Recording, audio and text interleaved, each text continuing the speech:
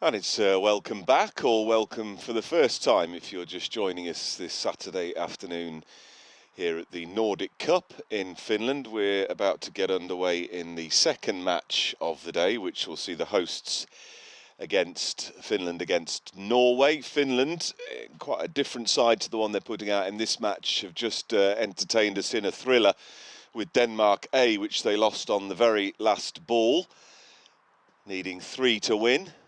Denmark A scored a 4 off the final ball, inflicting a bit of a heartbreaking defeat on Finland. But talking of heartbreak, Finland will want to avenge a rather embarrassing defeat to their opponents today, Norway, that they endured last night here at the Kerava National Cricket Ground, which kicked off the Nordic Cup when the Bears lost by 97 runs. Being bowled out for just 74 in their chase. Anyway, they'll be hoping for a completely different story today on a warm-ish, bright, sunny, but fairly cool in places Kerava National Cricket Ground. The story of the toss is that Finland won the toss and will bat. And the pair that are taking their place out in the middle are Gulambut and Vanraj Padal for the Finnish Bears. As we prepare to get underway. This is the second of 3 matches today. The third one, which is due to get underway after this at 6 o'clock. We'll see Denmark A against Norway. And we'll be welcoming to the commentary box the Danish team manager stroke coach, Freddie Clocker, a former stalwart of the European associate scene. A bit later on in this commentary, but alongside me now, as for the first game, Andy Armitage, Chief Executive here at Cricket Finland, tea maker extraordinaire, organiser, commentator, camera operator, toilet cleaner, he does everything. And he's here with Bins me. you missed out on that The last bins one. I missed out, yeah. Thank Anyway, you, Richard. He'll be with me until Freddie drops in for a little word. We can dissect the game his team played against Finland as well while he's here, but for now we'll concentrate on Norway against Finland. And Gulambut will be the first to receive from Sahak, who's going to open the bowling for Norway. As I say, had that incredible 97-run win yesterday against Finland. Let's hope Finland are a little bit more on it today than last night. It's a cloudless, almost cloudless sky here in Kerava as we get underway. There's a Hack bowling the first ball, and there's a fish outside the off stump and no run. Keeper and batter both wearing numbers 22. That's observation. And it was a sorry tail yesterday. I'll go through the card, but making 4, Padal 0. Top scorer for Finland in their chase yesterday was Arjunan at 24. But they really never got anywhere close to their target yesterday. Wide. I thought that would be called a wide because it looked like it gone down the leg side, unless it took a little bit of something on the way through. Must have flicked something. Yeah, but you would think so. Anyway, it's a glorious afternoon, really. Perfect for watching cricket. And Sahak is in right arm over. This one's lofted in the air. It's going over the ring. A chase for the fielder. It's going to go all the way for 4 runs. And Finland are off the mark with a boundary from the third ball. And that's already equalled his score from yesterday, but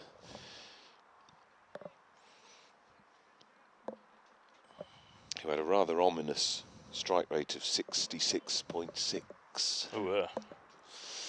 60.66, in fact. This one's down the leg side. He does call wide this time, the umpire. Nothing on that one.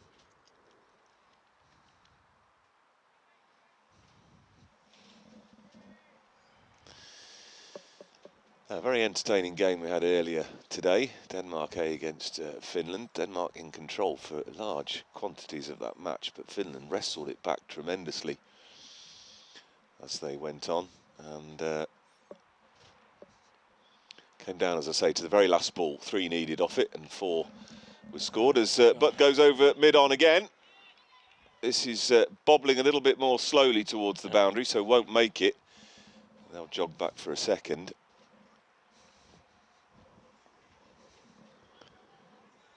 So he's already surpassed his score from yesterday. Finland 5 without loss.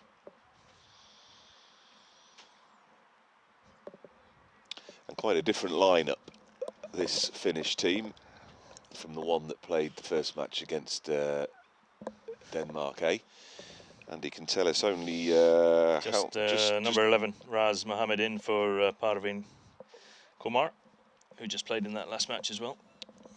But only... Just the one change. Yeah, but only one player played only one player from this team played in the match against Denmark earlier, which was the captain. Yep.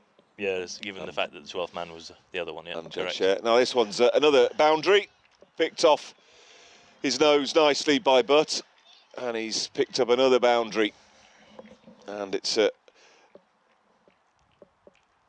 very welcome first over for Finland.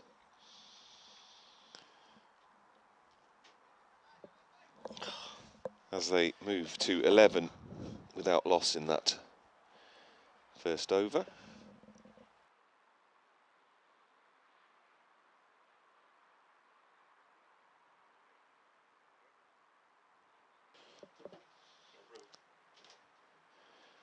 Eleven without loss then.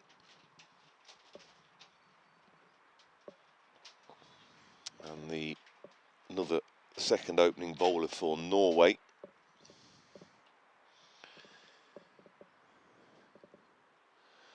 Will be number 17.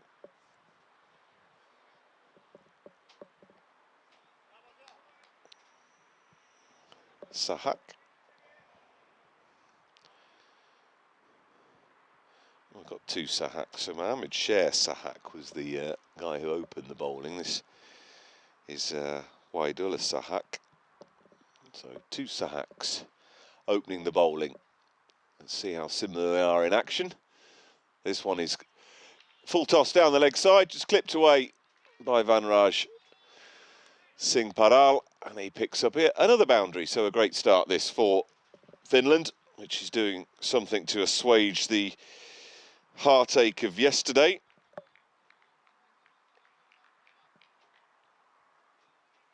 And the 2 Sahaks both took 2 wickets apiece in the thumping win yesterday. Sahak, who opened, took 2 for 6 off 2 overs. And Waidullah took 2 for 11.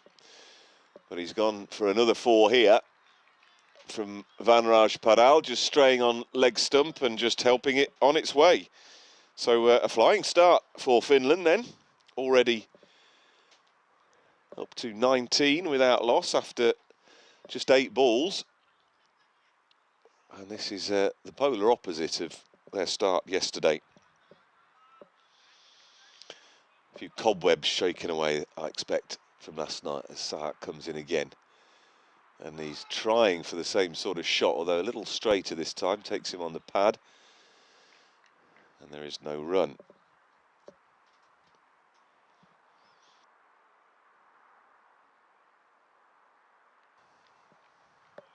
I'll go through the teams for you in a moment, just at the end of this over. Already Vanraj Paral and Butt, the 2 opening batters for Finland. Just a change in the field. I can tell you that Mohammed Raymond, Nicholas Sallan, Jordan O'Brien, Fahim Nelan, Cherry, Atif Rashid, Amjad Sheikh, Akil Arjun and Mahesh Tambin, Mohammed Raz complete their lineup. Give you the Norwegian 11 at the end of this over as a switch around the wicket this time. Well, he switched around the wicket to try and protect that leg side a little bit. But this time, Paral has just cut him through the offside for 4 runs. A misfield. Really should have been cut off for none, but it's yet another boundary. So they're going along at a rapid rate of knots here. 3 boundaries in the first 4. And the Bears are almost already a third of the way to their target they managed last night. So around the wicket, what's this doing? This time again, he's just guiding this backward a square on the offside. It'll only be a single this time.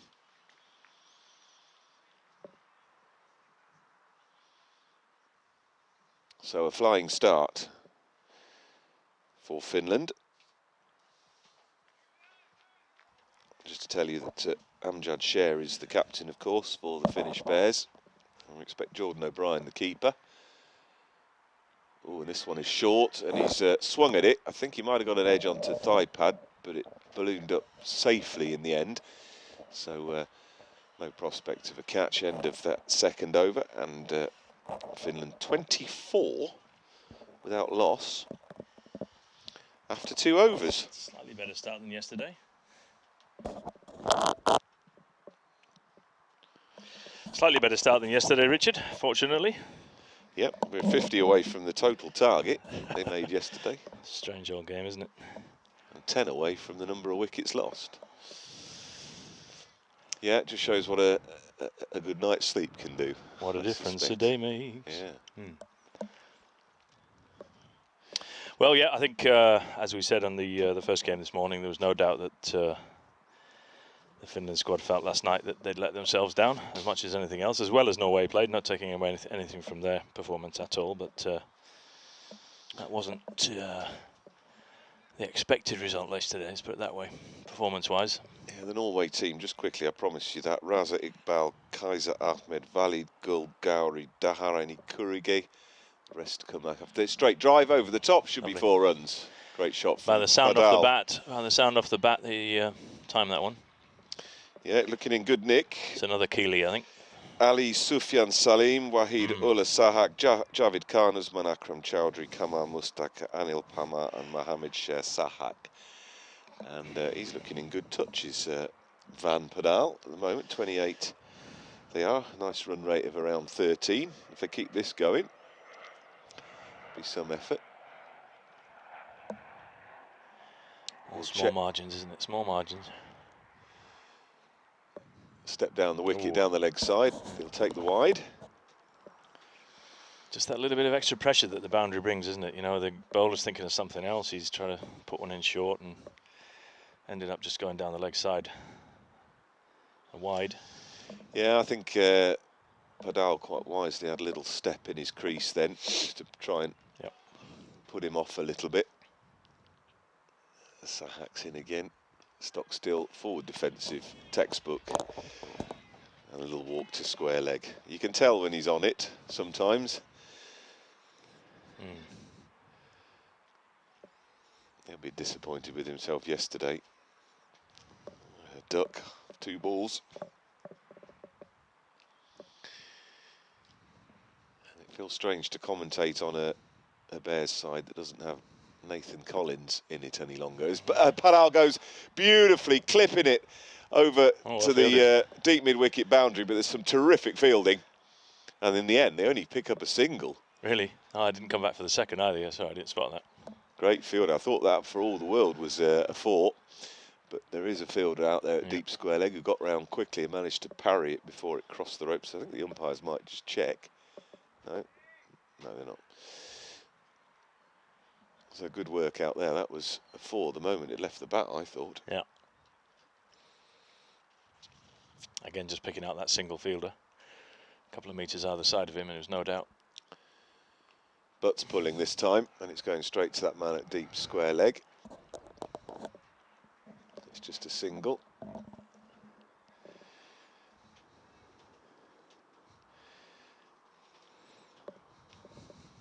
Oh, with the sun out and a start like this, we could have a nice high-scoring game. That would be good. Yeah, beautiful.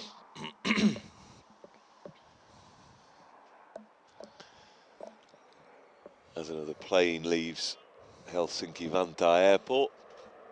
She's, it leaves or arrives? Or leaves or arrives? That's a good question. I'm never quite sure. Somebody will tell me from the sound at the end that must be arriving because it's going down. Giveaway. I hope it's arriving. Let's put it that way. There's another Finnair airline goes into Helsinki-Vantaa Airport. Directly under the flight path we are here. Padal has a big sweep at that, and he's been given. Down on one knee. Umpire's finger went up pretty quickly. He was looking for the shot that almost brought dividends a little earlier in the over. That clip over square leg. But this time, unfortunately, the bat missed it. The pad caught it. And that's the end of a very entertaining, quick innings from Padal, who's gone for 18, but 18 off 9. So he's done a good job at the stop there, just to get some early momentum going. And he was looking in fantastic touch. I have a feeling that yesterday he might have been in that game, LBW, to the other Sahak, which he was in that first game yesterday when they lost heavily. Just looking at the playback, looked pretty adjacent. He's just down on one knee, trying to sort of sweep it, if you like, into the onside, and it was pretty pummeled, although it looked a little bit outside the line to my eye. It would, no doubt it would have hit, but anyway, the new batter, number 7. Rahman. It's Rahman.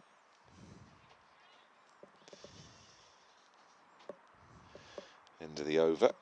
A wicket coming from it, 1 wide, a boundary and 2 singles. So it was the whole shebang in there. 31 for 1 after 3 overs. And I think despite the loss of that wicket, Finland will be happy with that start. Certainly compared to yesterday, and even compared to their start against Denmark, although albeit a different team, where they were struggling at 6 for 1 after 3 overs. But as I say, that was a different match entirely, different team. And the other Sahak now, Vaidula, will continue. And that's hoisted into the onside. There is a chance for a man underneath. It's a high swirling catch, and he drops it as he falls to the ground. And they got away with that one. Perhaps should have taken that. I know it's into the sun, but those are the kind of opportunities. We saw a terrific catch from Arid Kadir for the Finnish Bears in the game against Denmark. Take one in exactly the same position, a real skyer, which was crucial in that match. That's a bit of a boo-boo, that one. Probably even more difficult one that Arib took, because he was coming here to move around the boundary and take it, whereas that one was pretty much... Same again, except he's gone to the right of that fielder, and I think he's probably found the right spot this time as the fielder hurdles the fence to try and retrieve the ball. So where he failed on the first attempt, he succeeded on the second. And it's very much sort of in the slot at the moment from Norway.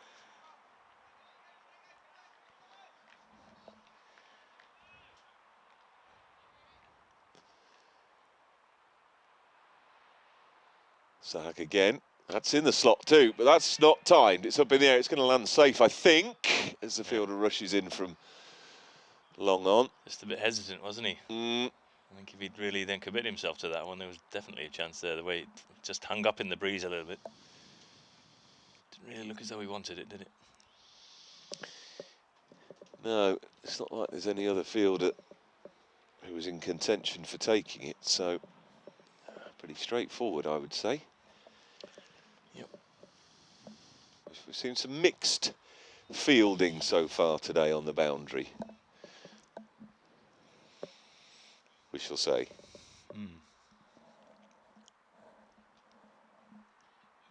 Picking up a single here off a little defensive prod into the onside, which I thought they weren't going to go for, but it was one of those that was always on. Yeah, again, I think Richard, as we said in the previous game, the Danish batters in particular, making sure there was no question they were not going to take singles off those like that. It's a little bit of lethargy again there, the Finnish batters. That one's full, driven over extra cover, not massively timed, but it's squirted away, and Raymond picks up Butt picks up another boundary.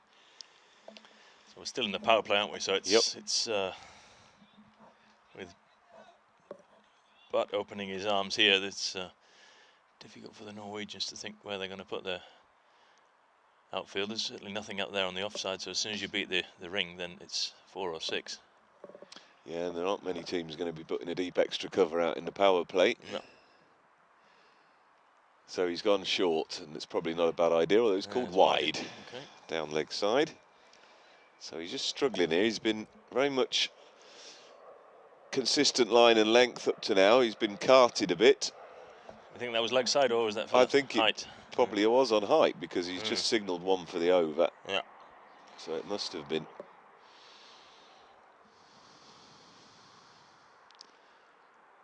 Full toss this time, and that's hammered over cover, and that's going to one bounce 4.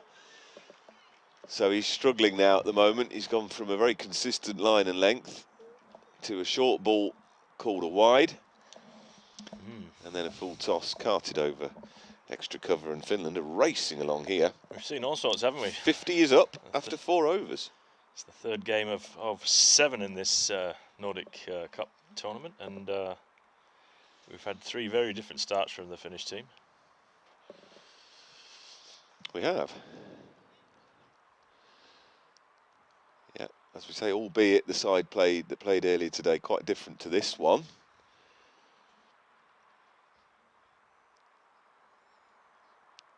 And we've got a change now, have we? Number 8 is the bowler, and that is going to be Chowdhury. So Sher Sahak took the first 2. Chowdhury now going to come from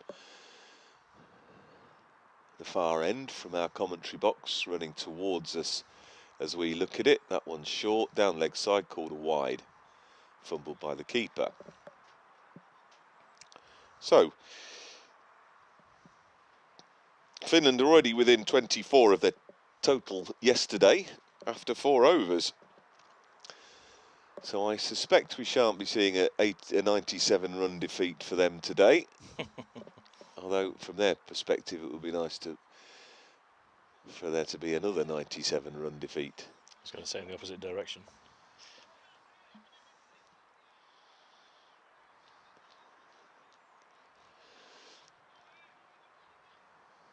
Now we do have sort of a long leg and deep square leg now. Interesting. Where he's going to bowl.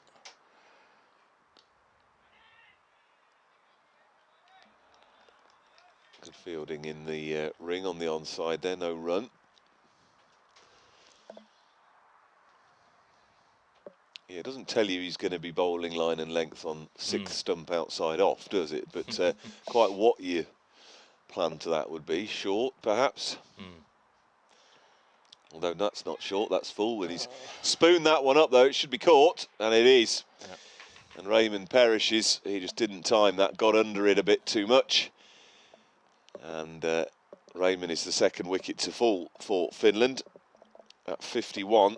51 for 2. Raymond goes for 1. Yep, that's a similar shot that he played yesterday, that he just flat batted to straight back to the, if I remember yesterday, to the mid-on fielder, and he's just hit one straight up in the air to the mid-off fielder today.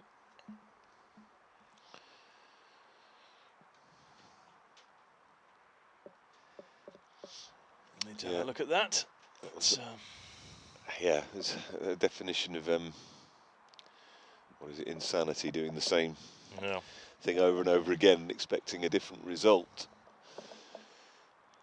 Anyway, he'll be disappointed, but Finland, his team at the moment, I would say, fairly happy with this in the 5th over, already into the 50s. New batter is fundamentally O'Brien. Important. Sorry, Richard. It's fundamentally important, isn't it? You know, the power play, you don't get carried away with it. You know, it's you're going to play like Butt that's in there for this particular job to score runs early, and everybody else is just trying to get down the other end, really. I think for the first 6, except Van, perhaps, who batted beautifully as well for the start of the innings. Other guys coming in after him. You know, it's Butt is in there. That should come all the way. Should run, I think, all the way to the boundary. Although a bit of nifty footwork, which is not. Oof. Now that's right down in front of us. I think that touched the rope myself. I think that touched the rope. The fielder is saying it didn't. It's right in front of us. It's no more than 4 metres away. Some terrible shoddy footwork. Never use your feet, Yeah. I tell the kids. Get your hands on it, and then it can't roll away as it was. He almost kicked that onto the rope, and I think he's got away with that. That's number 87. He's going to try again, though. This one is going to make the rope, though. Bit more wood no on this matter one. what.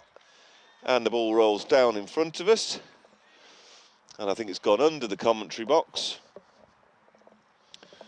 And I think we can safely say that that one definitely did cross the rope like the first one.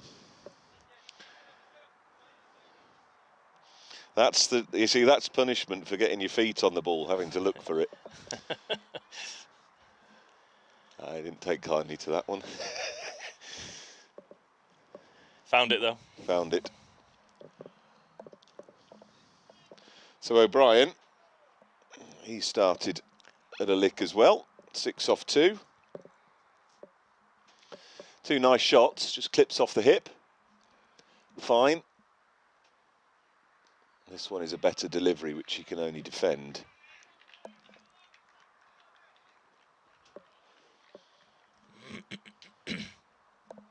I think the fielder there might have forgotten that there was 2 commentators watching right in front. When he signalled to the umpire, it definitely didn't touch the rope. Anyway, end of the over, 5 gone, 57 for 2. Finland off to a fly.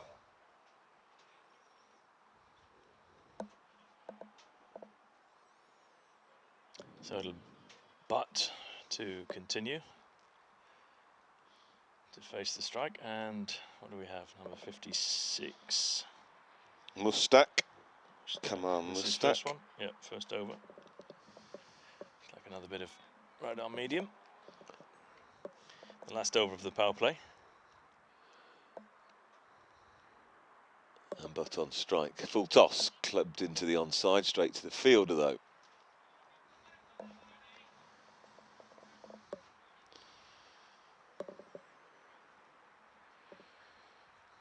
So O'Brien, number 5 on the score sheet, but coming in at number 4. So Nick Sallon and Jude was due to come in. I've seen him today. He's got a nasty blister Okay. on his hand. That's a delivery that's full and on the leg stump, and it's clipped. Oh, could be a mix-up here. Oh dear, they're going to have to run for it. Come on, push, push, push, push. And it's a direct hit anyway, so it doesn't make any difference. And I'm afraid that Butt has gone. An absolute mix-up there in the middle. It should never have been a mix-up. It was a simple single. I don't quite know what happened there, but the upshot is that Butt, who has been going like a train, 28 off 14, has perished. Ball watching, he's not listening to the call. Wasn't his call. Yeah, that's the thing. Behind him, this backward is square. I think he probably thought he got enough bat on it to get past the fielder. O'Brien had already committed himself to the single, and Butt didn't go, did he? No. Hesitation, yes, no, stop. Off again. That does bring Salonen to the crease, though, and I'm just saying, I saw him earlier. Blister you were talking about, He wasn't it? dived on on the artificial strip. Was there burn? But it was it was the most extraordinary thing I've ever seen. It was a blister about the size of a 50-cent piece. Oh, wow. A €2 piece, even. A €2 piece. And how he grips the bat, I don't know. Or bowls. Was it his right hand or left hand? Good question. Devil's in the details, young man. I know. Hopefully his left hand. That's for a bowler short, then, in that case. If you're a right-handed batter, it would be probably worse in the left hand, but much easier, of course, for bowling, being a right-armer. Now then, there's a delay because the umpire is talking to somebody about something.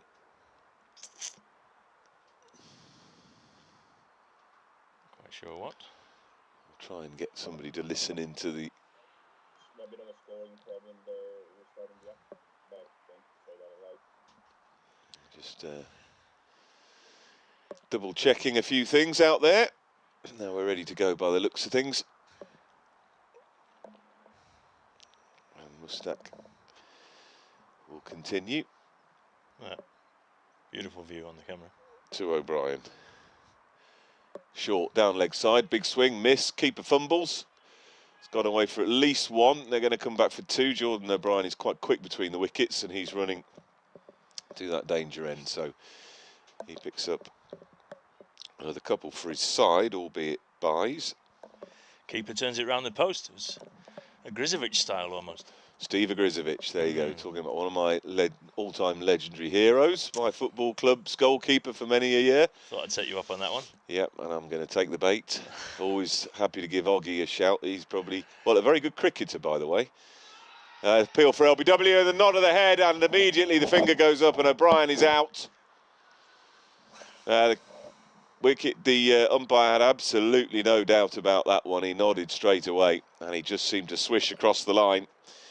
And that's another one falls, and that's the that was the issue yesterday. I think, you know, constant falling of wickets. They've made a great start, but they're already 4 down now into the 7th.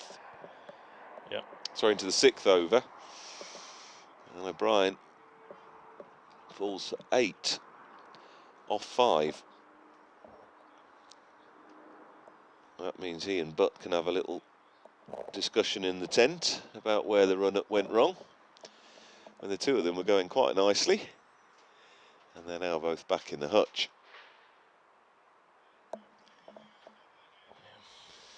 So Salon, who's yet to face the ball, is being joined by the skipper, Amjad Sher.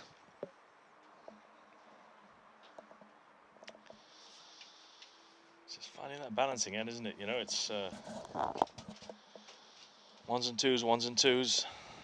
Hit the ball that's there if it's there to be hit. But, you know, losing those.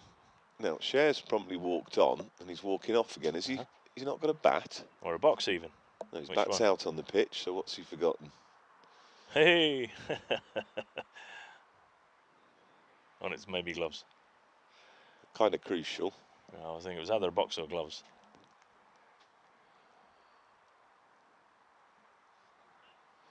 Going back to Steve Grizovic. Mm. Very, very useful left arm quick. Okay. He's a big fella as well, In isn't his day, big lad. 6 foot something. Well, Van Paral, who opened for the Finnish team, played against him a number of times in the Birmingham League. He played for Coventry in North Warwickshire. So as a professional goalkeeper back in the day, he could also combine that with playing cricket in the summer. They wouldn't allow that nowadays. You know. No, quite a few cricketers did it back then. Broken finger in the field, and that's hundreds of thousands of pounds worth of salary gone from a football club. But things have changed, haven't they? Anyway, here we go. Salon's going to face his first ball. Not Salon, I beg your pardon. Sher. Yeah. And the first one is down the leg side. Yeah, I shouldn't really easily mix up those two. I mean, Nick Salon is quite distinctive with his flowing locks. Yep. There we go again. Sher, 48 in the first match against Denmark A. Really turned the tide for Finland. This one is short, top edged. It's going up towards the fielder. It falls short though. And he gets away with that one. As more tea is delivered by these magnificent gentlemen that organise everything for us here. One of whom is going around the outfield with a Norwegian flag, which I've always enjoyed. A nice flag, I find. They're all nice flags, the Nordic countries, aren't they? They are. Oh, missed a full toss. Yeah, I'd be disappointed missing that. End of the over. It's got to add everything in it, that did. 2 wickets, a wide, dot ball. And plenty of drama. But the upshot is after 6 overs now, Finland 61 for 4. Was that the end of the power play? Yeah, it was the end of the power play. A mix of everything there, wasn't it? I mean, we saw them get off to a great start and then just dampening the enthusiasm with losing those couple of quick wickets, changing the face of the game, really. That's another situation now where these two batters have to rethink, assess the situation. Where's the field going to go after the power play? 2 new batters at the crease. It's almost like start again, isn't it? Well, you've lost 3 wickets in 2 overs. And you're only in the 6th. So, you know, that becomes an issue. because your batters out in the middle don't have the licence perhaps to do what they would do had there only 1 or 2 down. This one is short and chopped by Scher, and it's misfielded, so they'll get back for a second. Yeah, that was the point I was making earlier, you know, from a development perspective, looking at which ball has to go, which one you want to look at, which one you want to nudge around for ones and the twos. You know, it's power plays there with just the 2 fielders out, but you're still going to balance that attack and now's when to go and when not to. Make sure that you're still there at the end of the 6th. I think that's going to be the biggest thing. Yeah, as Scher just dabs that one into the offside, but there is no run. And it's also, you know, if you're scoring boundaries freely, then the adrenaline's pumping and you think you can hit every ball for 4. But if you've taken 2 boundaries off your first 2 balls, it also gives you license to relax a bit and say, okay, well, I can take 1s and 2s if I need to now. Yeah. That's still going to get you 10, 12 off and over potentially as they take a quick single into the offside. That's much better running. These 2 should be quick between the stumps. I think as we saw from the previous match as well, you know, I mean, chasing 140, what was it, 140? 149. 149. Yeah, the power play, they did get ahead of the Finnish score, the Danes, but at the same time, you know, there was no issue about the 1s and 2s at every opportunity, keeping that scoreboard ticking over and making sure they were within distance as you came to the death overs. And I think that's it's probably the most critical thing for the batters to realise here. Can't go losing early wickets, and certainly not, you know, if it's just the 1 or 2 as a maximum. That's still doable, but yeah, we'll get a national team coach's perspective on that during this game when we talk to Freddie Clocker from the Danish national team as Salonen picks up a single into the offside. He'll hopefully be joining us at some point. If you're just joining us yourselves, then to tell you the first match today, Denmark A against Finland, went down right down to the last ball.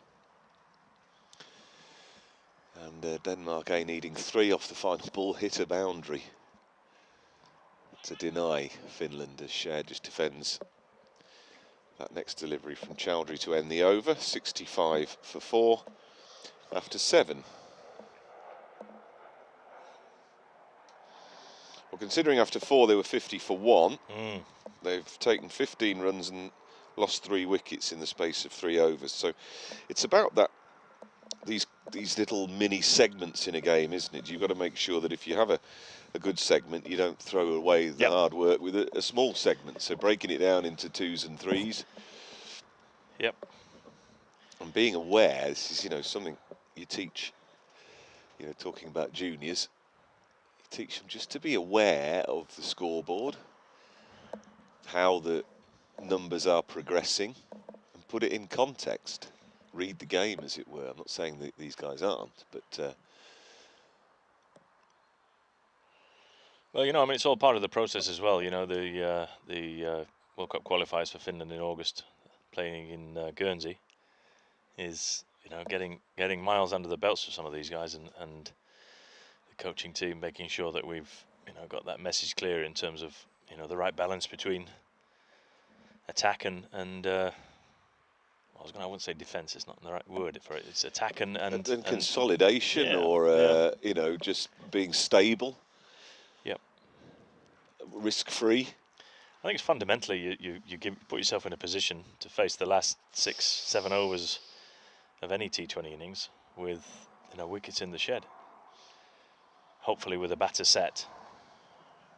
You know, as we've done now, we lost a couple of quick wickets, lost 3 quick wickets, as you said, and it's all about now. It's a different game again. All of a sudden, total turnaround, total different situation.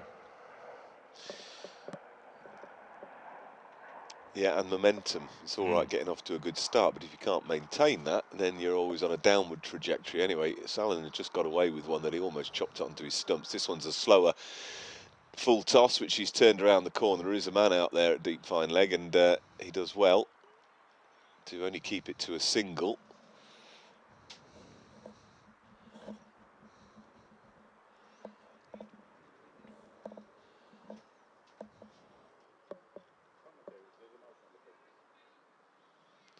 Apparently, I am being told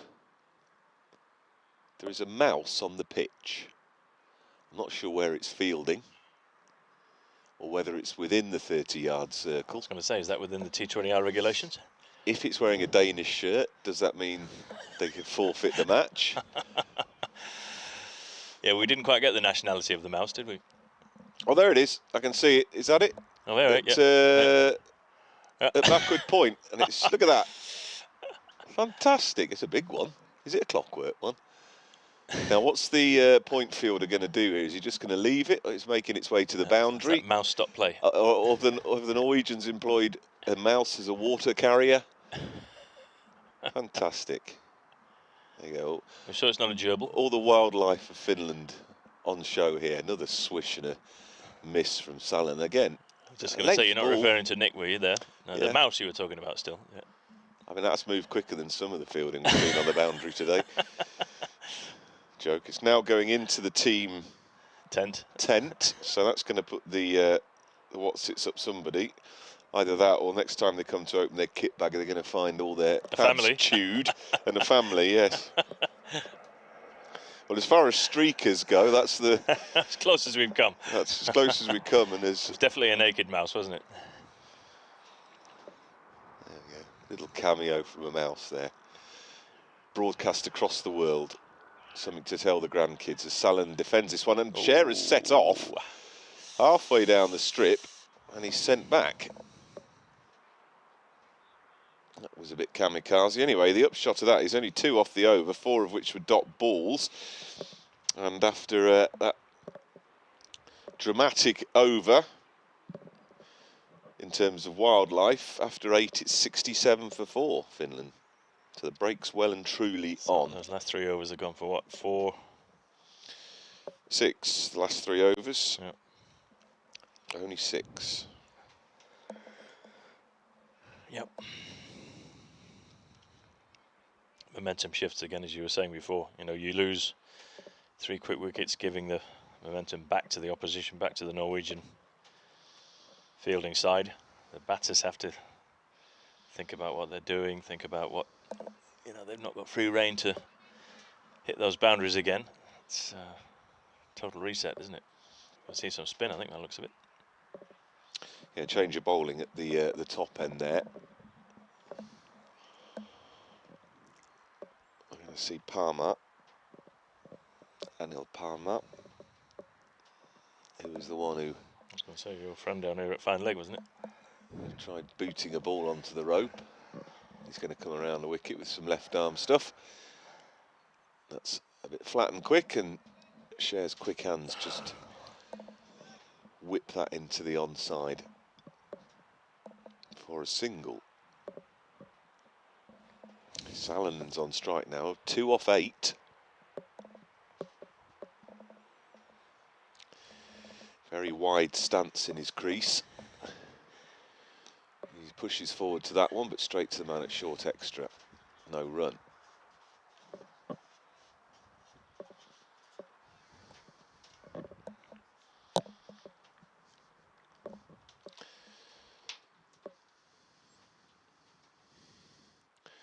Palmer, that one's a little slower and a little flightier, and Salinen pushes it into the covers for a single.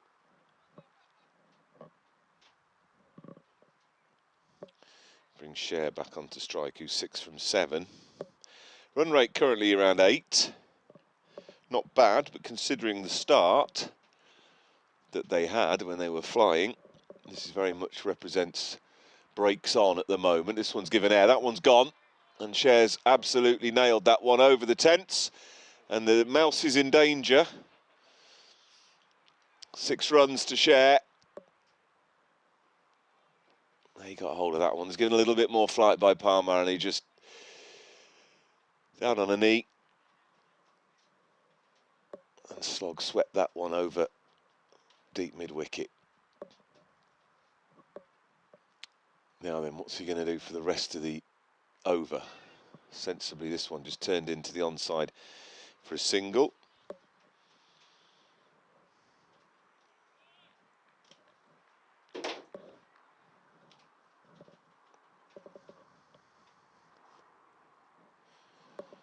Sort of stop-start run up here from Parma. Salonen pushes forward for a single. Which is good, gets a round of applause, quite rightly, because just rotating the strike nicely. You take a maximum, then 2 singles, it's always a nice feeling. So a little better that one for Finland, thanks to that boundary from Cher and some fairly risk-free cricket. Takes them, after 9 overs, to 77 for 4. 10 off that over. Risk-free 10. It's a different statement, isn't it? It's really is such little nuances about the game, isn't it? It's when to go, when not to go, when to noodle it around. Play the situation, obviously. Then, whilst the level of international cricket here is better than these guys are used to playing at in the Finnish league, it's still, you know, you've got to play the situation, play the ball, wait for the one to come, and you know that there's going to be fewer of them, so take the 1s and 2s whenever you can. Big picture cricket as we have another left arm spinner operating now. This is Iqbal, the captain, who's coming in from this residential end. Just switching his field as he goes around the wicket now to Cher. This one is just dabbed into the onside, and he trickles a few metres in front of him, but it's enough for him to take a quick single before the keeper or the bowler can field. And that's, again, very smart, simple cricket.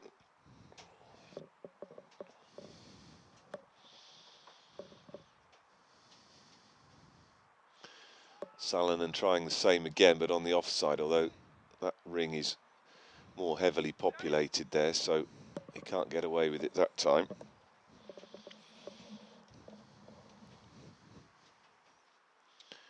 Interestingly, we have a long off to this left arm spinner rather than the long on. Salonen's pushing forward, no run.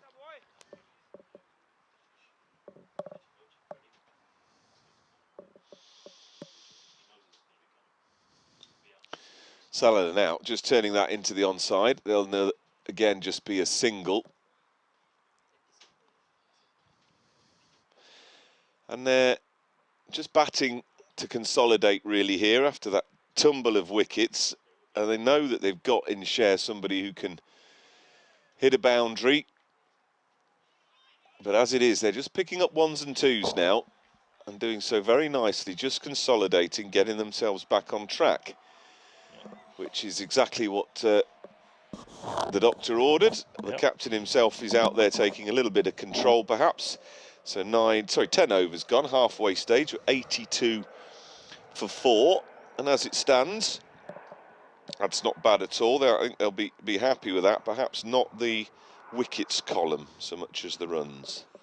No, I think Amjad, as the skipper, then quite clearly here has to lead by example in this scenario. Some of the discussions that we had last night after the Norway match, you know, some of the guys, senior guys, need to put their hands up and play smart cricket, and that's exactly what he's doing at the moment. So, wait for the one to hit.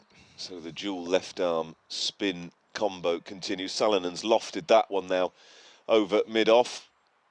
And there's a diving attempt by the fielder out there. Has he got the ball? He has, I think. Yep. As the ball boy behind just almost started to reach to pick the ball up, but good work in the end there. But they've got themselves 2 runs. Keen as mustard, our 2 young men. They were complaining to me on the way home yesterday that the fielders are running after the ball too quickly and they can't chase the ball fast enough. Well, after 6 hours of coaching yesterday, because I was coaching them, they shouldn't have had any energy left. But well, they certainly did. Clearly, certainly did. Oh, it is a caught and bowl chance. Salonen straight back to Parma, who takes the catch. And that's just frustrating. They were just beginning to consolidate nicely, the Bears.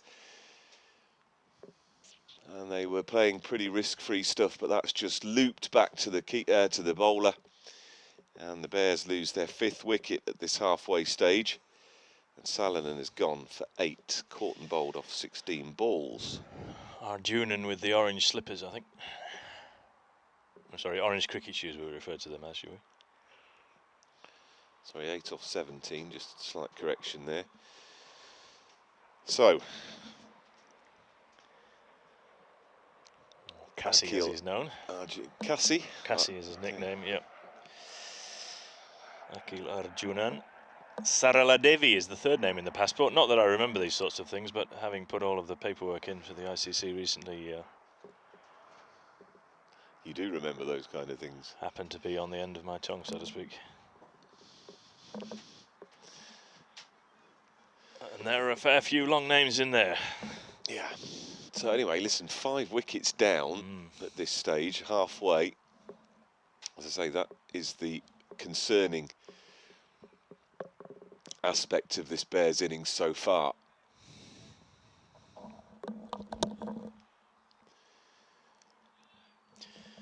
As we saw, I think, yesterday, not want to put the mockers on anything, but Cassie, or Akil, officially speaking, is a bit of a nerdler, and he's one to settle the ship invariably. As he drives on the half volley up to long off for a simple single. His task at the moment, just get down the other end, I think, as much as anything. But Amjad faced most of the bowling at this point in time.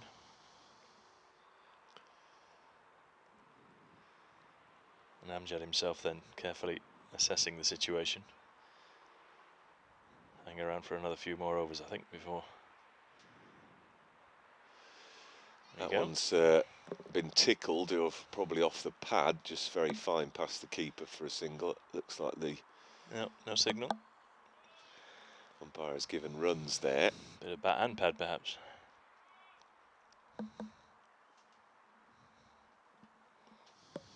But Cher's thinking will be, okay, well, you know, when can I launch? What have I got left to come? Sure. As the next ball is cut very pleasantly indeed into the offside. They're going to pick up at least 2. As the throw comes back, they'll keep it to 2, and that's exactly the kind of thing that you need. Arjunan just playing into the gaps, picking up 2, and playing simple cricket, what Denmark made look very easy for a large part of their innings. Anyway, 11 gone now, 88 for 5, 6 coming from that over. Run rate exactly 8.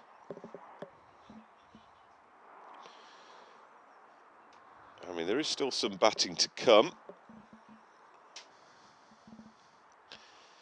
Yeah, I mean, looking at that lineup, you know, we do tend to fear that we bat pretty much all the way down, depending on who's picked as 11, and even Raz has been known to get the odd run. So, again, it's again that balanced situation. You still don't want to have 9, 10, 11 to be your batters at the end of your innings. You know, it's critically important now that, you know, we don't lose another wicket for at least the next, I'd say, 3 or 4 overs ideally. Give the chance for one of these two at least to get settled and be able to take as much as we can off the last 4. Well, Cher's gone for this. It's a bit of a top edge though, and it's going to interest the fielder out there in the deep, and he takes it. He just didn't time that. What were we saying?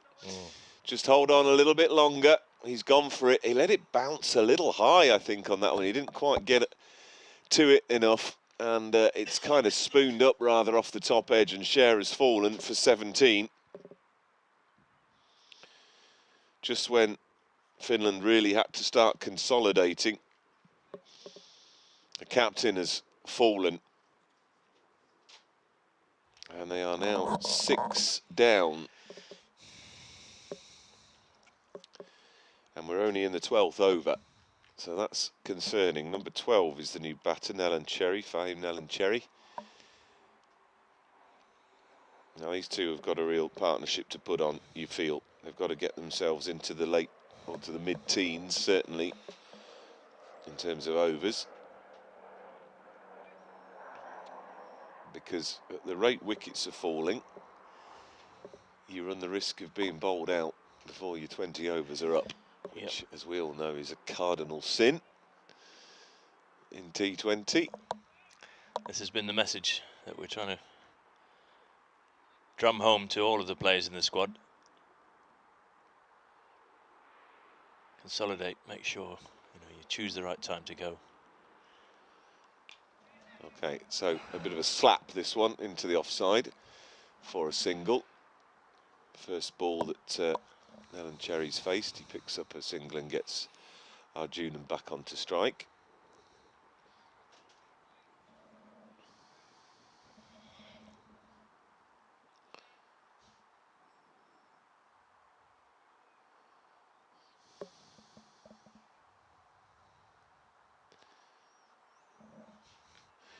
Oh, he could be out. Oh, just over the top of the fielder at backward point. That sat up again, and I think a little like the Share dismissal, the bounce there did for him a little bit. I think Share, the ball got a bit big on him, so he got under it too much when he went for that big shot, and then again, he just let it bounce too high to the top of its bounce before playing it, and it just ballooned over the head of the fielder.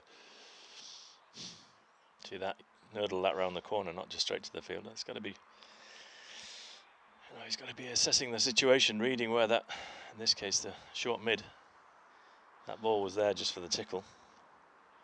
Let the single get down the other end. Prod forward to that one. A bit of a non-committal prod, but he gets away with it despite the appeal. It's the end of the 12th, and Finland 91 for 6, but they've lost some big guns. Share, who's somebody who can take the game away from you, he went in that over. So really, these two have got to just, as we've been saying, build again, get them into the mid-teens in terms of the overs, and then perhaps if they've still got wickets in hand, they can have a bit more of a dart. As another airliner heads over us on its way into Helsinki-Vantaa Airport.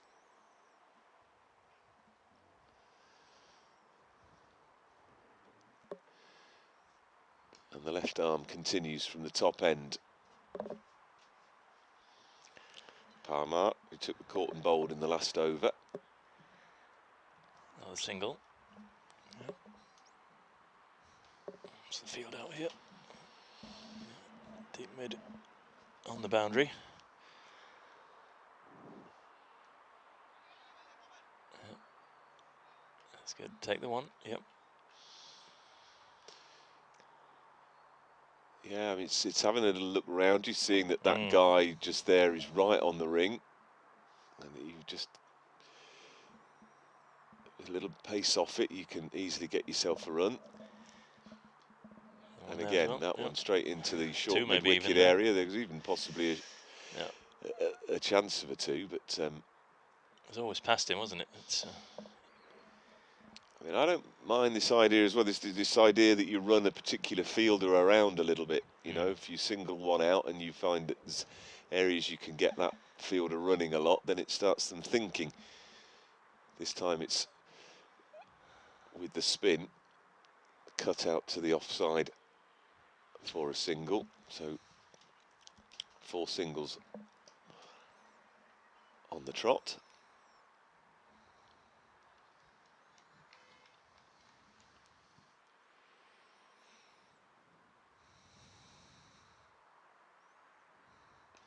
Gone for the big one, but it's spooned up in the air. It could be another chance. I think it's, oh no, he has taken it. Again, that's again the sort of shot you almost want to scream, don't you? Sometimes it's completely needless, mistimed, and an easy catch for the guy running in from long off. And yet another one falls, and Finland are in danger of imploding somewhat here. The 7th falls in the 13th over. In the 95 for 7. I'm not even going to ask Andy what he thinks of that. I'm just about to say Atif Rashid is the next batter. And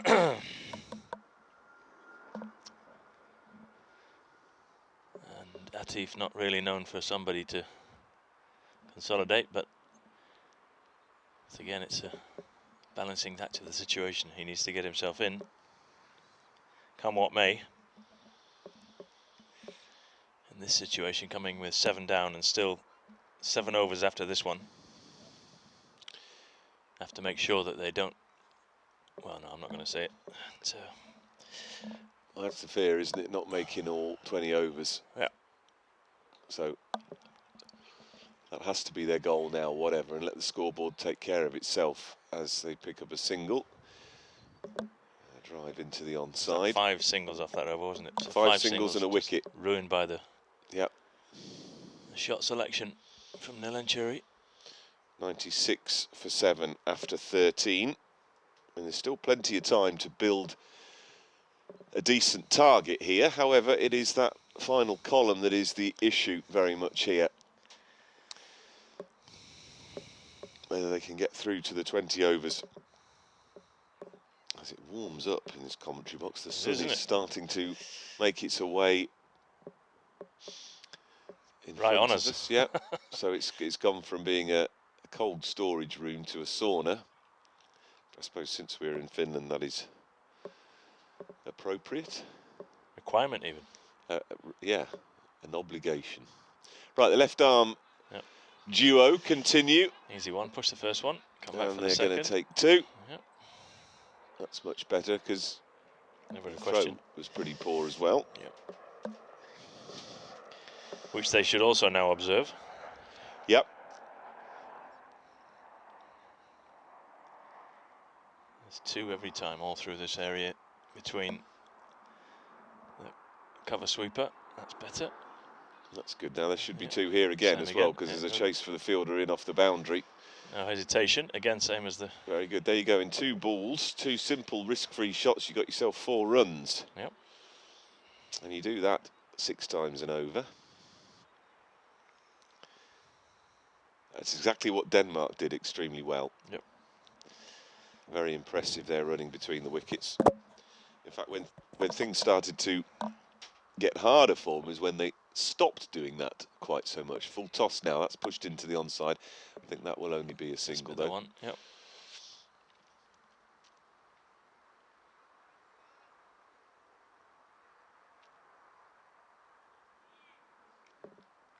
All about the gaps, isn't it? Gaps, gaps, gaps. 100 is up, of course. 100 for 7. That's not a gap. That's straight to the fielder. 101 for 7 in the 14th. Run rate's 7.5, so not terrible. But as I say, we keep saying it's the 7 wickets down. Now this is weighted on and driven on the full toss. Misfield by the guy at short extra allows them an easy single. There you go. That's 6 runs off this over so far. 5 balls.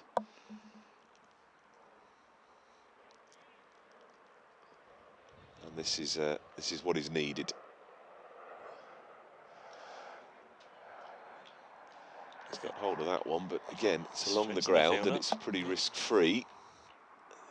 And there you go. That's got them 6 runs off that over.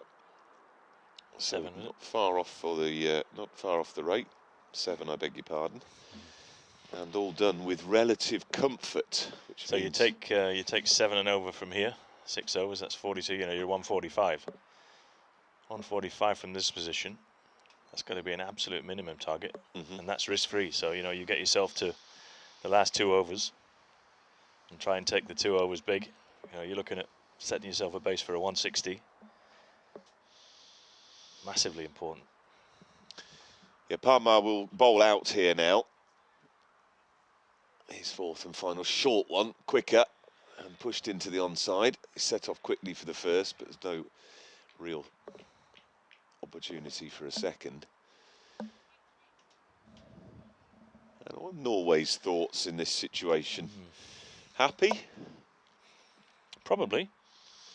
I don't think they were after the first 3-4 overs, but they'll be happy, I think, with the way they've dragged this one back. Yeah, I think the issue there is, as a single, possibly 2's taken up to long off. I think the thing with this is, if you've pounded the opening bowlers, okay, and they've got their heads down, they've taken a bit of a pasting, the figures aren't looking great. When they now come back, they're coming back with a renewed sense of vigour. So they can start again almost. Yep. Whereas if they were coming back and you were only 3 down, yep, then they're going to start fearing another pasting. So it's all these little mind games in between. It's never quite as simple as you think, cricket. although it should be. Oh goodness, that was for one split second, the perspective we had here, I thought that was going straight to the fielder at short mid-wicket, number 47, who stood there with his hands out, but it was a long, long way away from him. Another single, good stuff. This is sensible now from Arjunan and Rashid. See Parma off as well. This is his last over. And there might be some pace back on the ball, which is going to give you more opportunities perhaps to pick up some boundaries. That's a full toss, inviting, but he's kept his head there a little bit. He could easily have seen glory. I know it's only a single. Not a bad ball to bowl, a full toss in this situation. Go on, tempt him. Just tempt him. I think that's what he's doing. I was just about to say exactly the same thing. I think there's any doubt. Quicker, flatter, and bowled. And just as we were saying, it's almost a repeat, isn't it? We rebuild, and then it falls flat again, I'm afraid. Rashid is the man who's gone for 9, bowled. Off the last ball of the 14th over. Which means after 15, Finland are in the rather precarious position of being 107 for 8. And Mahesh Tambe will be coming to the crease. Now, we won't be seeing lots of crazily sprinted 2s here. Mahesh Tambe's very much a man who can clear the ropes. But he's got a canny head on him, so he's got to keep going for the next over or two, the way that Rashid and Arjunan were going. And then, if he's still there... Actually, be the last over a spin, I think, this one, the 16th. Yep, I expect so. 4th for Iqbal. It's done well for them. Why change it? Yep. So No, again, I think Norway would be very happy now with the score and the wicket column. Because they know it's Finland's to chase. Yep.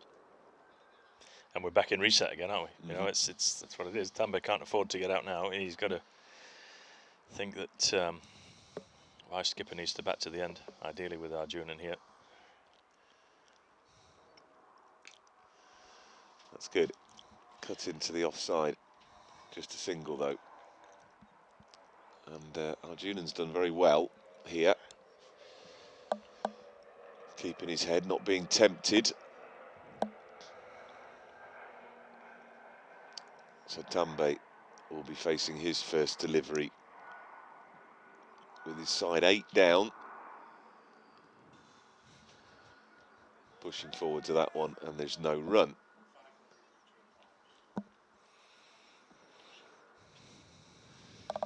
Bright sunshine now here at the Kerava National Cricket Ground. It's a glorious day. It's actually, I could dare say, it's warm. Can't see a thing because the groundsman's decided to walk in front of the commentary box. You know. Makes a better door than a window, comes to mind. Mr. Law. Well, you know what groundsmen are like. They only ever look down, don't they? Here we go. That's right. This one's given some air, and I think very much tempting Tambe there, saying, "Come on, have a go at that one," but he wasn't up for it. However, the bowler wins because by not being tempted, it's just a dot ball. This one's quicker, flatter, turned into the onside, but straight to the fielder. 4 dot balls in a row now to end that. Only 1 from the over. So Finland, after 16, 108 for 8, and they have put on in the last 3 overs 5 runs and lost a wicket. And you know, it is a cliche that wickets slow the run rate down, but it's not a cliche, is it? It's just true. I was going to say, it's true as anything you could say. Mushtaq, I think it'll be to continue. So a bit of medium pace back on, as we suspected. That was the end of the spin. Bowled straight 8 overs, I think, those 2. They did. Yep. So that's what's called doing a job in the middle overs with the spin twins. I mean, let's just look at that. 16 from overs 8 to 16, 67. They've gone 440. Yeah. in 8 overs. All of a sudden, where we were saying, you know, if they can get 6, 7 and over. 6, 7 and over off the last 6, we were looking at 140 plus. We're now, you know, we've got 4 overs left. 8 in the wickets column. You know, these guys. There's Mushtaq back then. We feel for that one.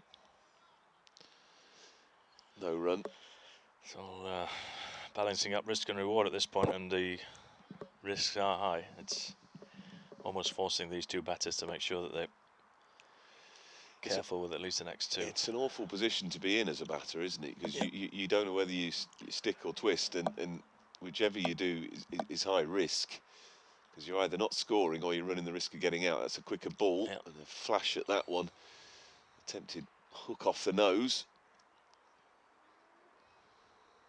And the umpire's intervening here for some reason.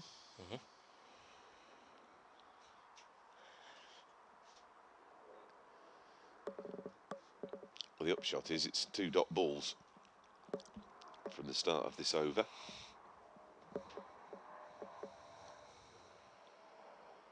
Arjunan then, 11 off 15. Forget the strike rate. He's doing a job. That one he just waits on down the leg side, clips it round the corner. But again, more or less straight to the fielder.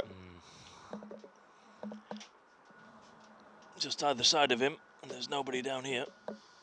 Nobody anywhere near the groundsman, which is quite a normal situation at this kind of a national cricket ground. Just back from his half marathon or whatever it was, or an hour run, sorry, it won't be half a marathon. But I was going to say, that's going some. I mean, you'll be in Paris in the summer if that's the case. Wide ball called down leg side. Lots of cricket going on around the world at the moment as well. Of course, the T20 internationals. Some interesting games earlier on today. South Africa taken to the wire by Nepal. South Africa only winning on the last ball. New Zealand winning against Uganda, I think, in about 4 overs. Oh, right, I didn't see that chasing their one. target down, so they've been, like England, struggling a bit. They lost a few, but they might still be in it. That's a very wide now. We've got some other events going on in Europe as well. So we've got the regional qualifiers, Group A in Italy. There's 10 countries playing there. They're coming up to finals day, I think, tomorrow.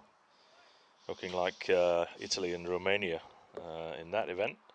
We've got Jersey in Denmark, Copenhagen at the moment. We've got the Czech ladies hosting Gibraltar and Croatia. We've got the Estonian men and women in Cyprus. I noticed that the Estonian ladies seem to go to all the very hot countries. Malta they've been in recently, and Cyprus. I think you might have to have a word with another Brummie, Mr. Richard Cox. Happens to coach the Estonians and coaches the Cypriots. Yeah, it's a nice gig if you can get it, I'd say, Richard. Yeah, there's a conflict of interest there somewhere, isn't there? Anyway, another dot ball. We've had dot, one, wide, dot. So it's not a great over for anyone. And ominously, again, the run rate is 6.66. Oh, dear. And 111. 6.59 it's gone down to. 111 as well. Just a minute. Let me get on that. Yep, for those superstitious among you. I've chosen the gammy knee as well to be standing on. Finally a run off the bat. No, not a run off the bat, no. A dab into the offside. It's another dot ball to end that over. Very good one for Norway from Mushtaq, who's done well for his 3 overs. Just 9 runs he's given away, taken 1 wicket as well. So 17 gone, and Finland stuck, rather, in no man's land at the moment. 111 for 8 with just 3 overs left.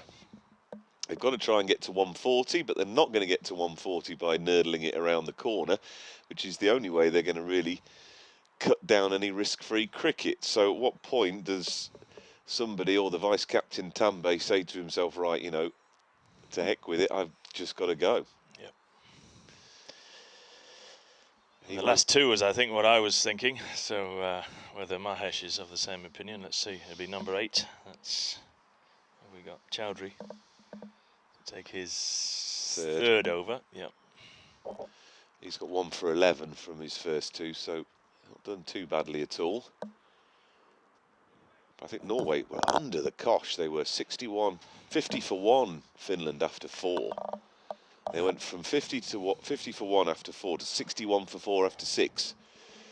As this one's straight on the money, push forward. There could be a chance here, but the throw's terrible. Not only does it miss the stumps, but it bounces more or less over the keeper's head.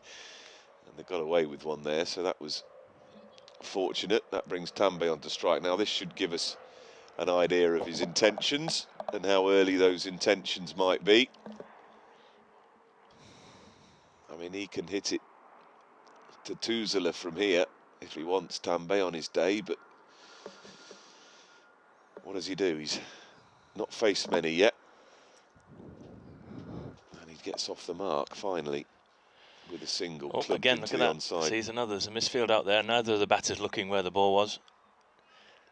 Easy 2 there if they're already coming back, looking for it. You know, they turned away, both of them. Sprint the first. Yeah, neither looking at the fielders. A bit of a fumble.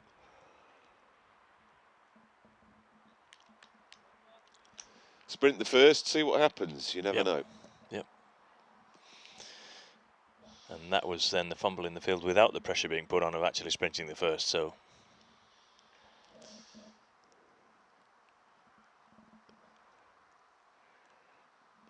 well, that one's spooned in the air straight to the man at point, and the 9th wicket falls for Finland. A little slower ball, I think, and he was through the shot too early, and it just ballooned up to that point fielder. Arjunan, the latest one to go then for 13.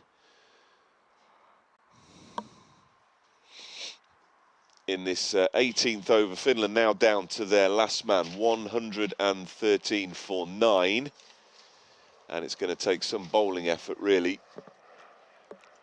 to bring this back. And I think, you know, they were outplayed yesterday, obviously, to lose by 97 runs. They were just absolutely hammered. But, you know, from what I'm seeing, you know, Norway have just done nothing extraordinary. nothing at all. No.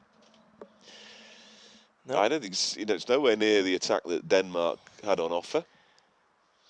I don't think. No. Might be doing them a disservice. Certainly the 2 spinners did very well, but just from a batting perspective, too many wickets have been cheap ones. Yeah. As in comes Chowdhury. This is turned into the onside by Raz Mohammed. Now he'll go between the wickets like a greyhound after a hare. Or that mouse that we had in the outfield. Or that before. mouse we had in the outfield. Although probably with as much calling as that mouse in the outfield, if I know Raz. Although I'm sure he's improved since I played with him. Somewhat. It's a steep curve, though.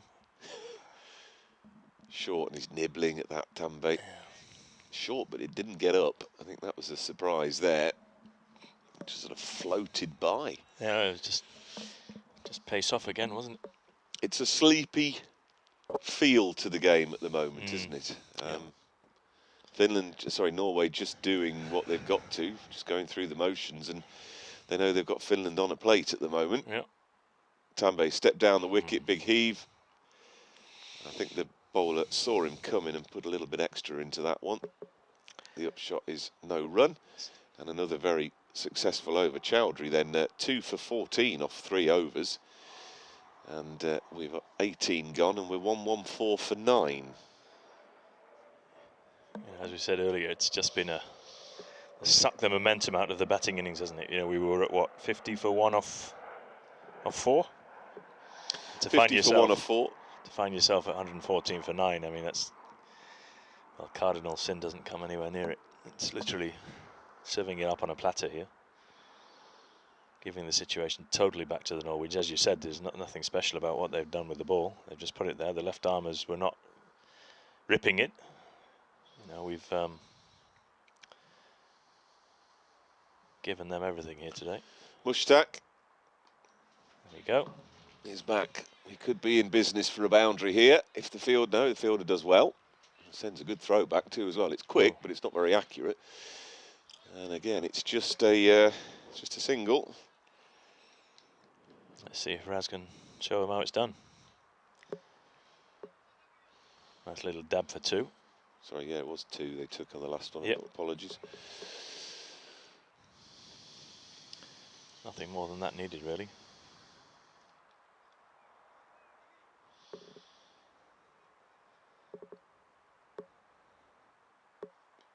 That could be spooned up in the air. That's the bottom edge, I think. Luckily safe.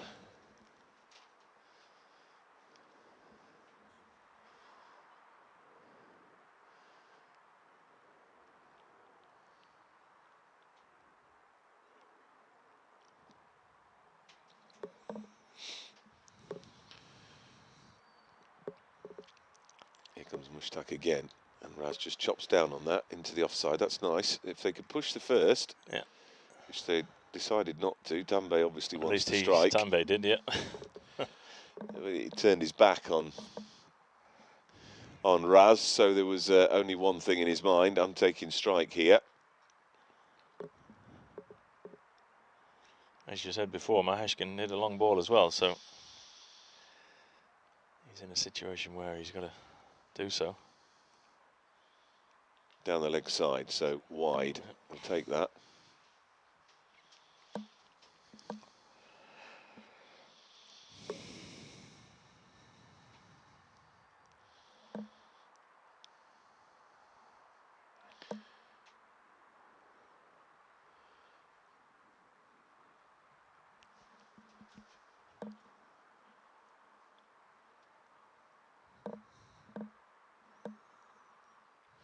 Dambe waits then. What's in his mind? Well, that's a good delivery. Right in the block hole, and he can only defend that one, really. Raz straying slightly out of his ground. There was a shy at the stumps. Thankfully, there was some backing up, or it could have been rather embarrassing. But we've gone 2.1 wide dot so far in this over. 118 for 9. Finland have got to see the 20 overs out no matter what you would say. Short ball, that one is pulled, and has he taken the catch? It's one of those where you can't really tell whether he's grounded it or not. Bat is under the arm. The umpires have given it, and they all troop off, and Finland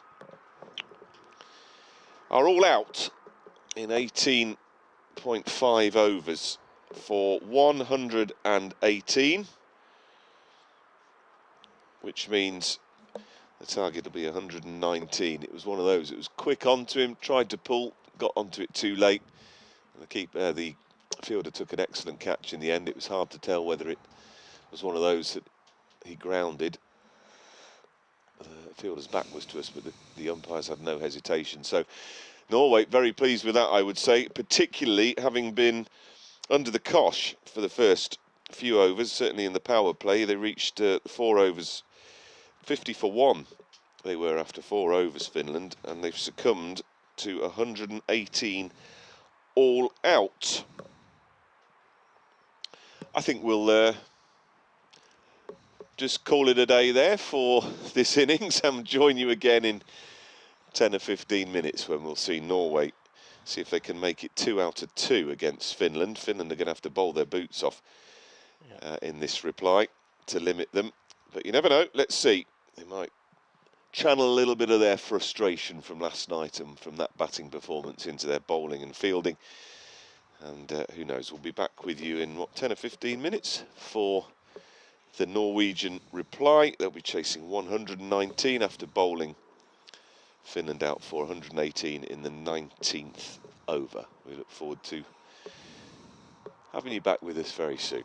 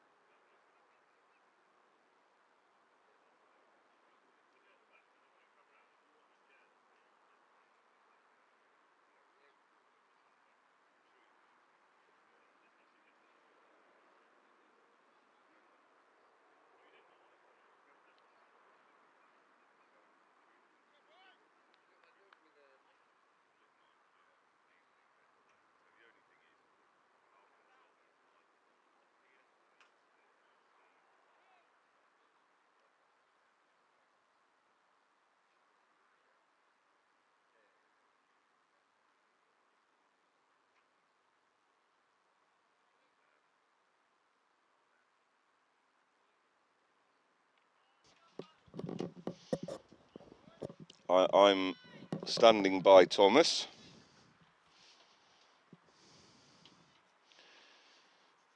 You're all right to go. I am, if you count me in.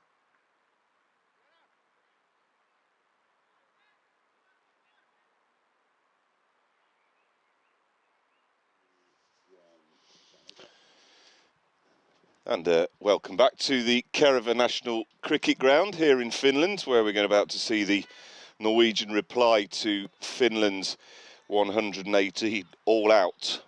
118 all out in the 19th over, having been 50 for 1 after 4 in the power play.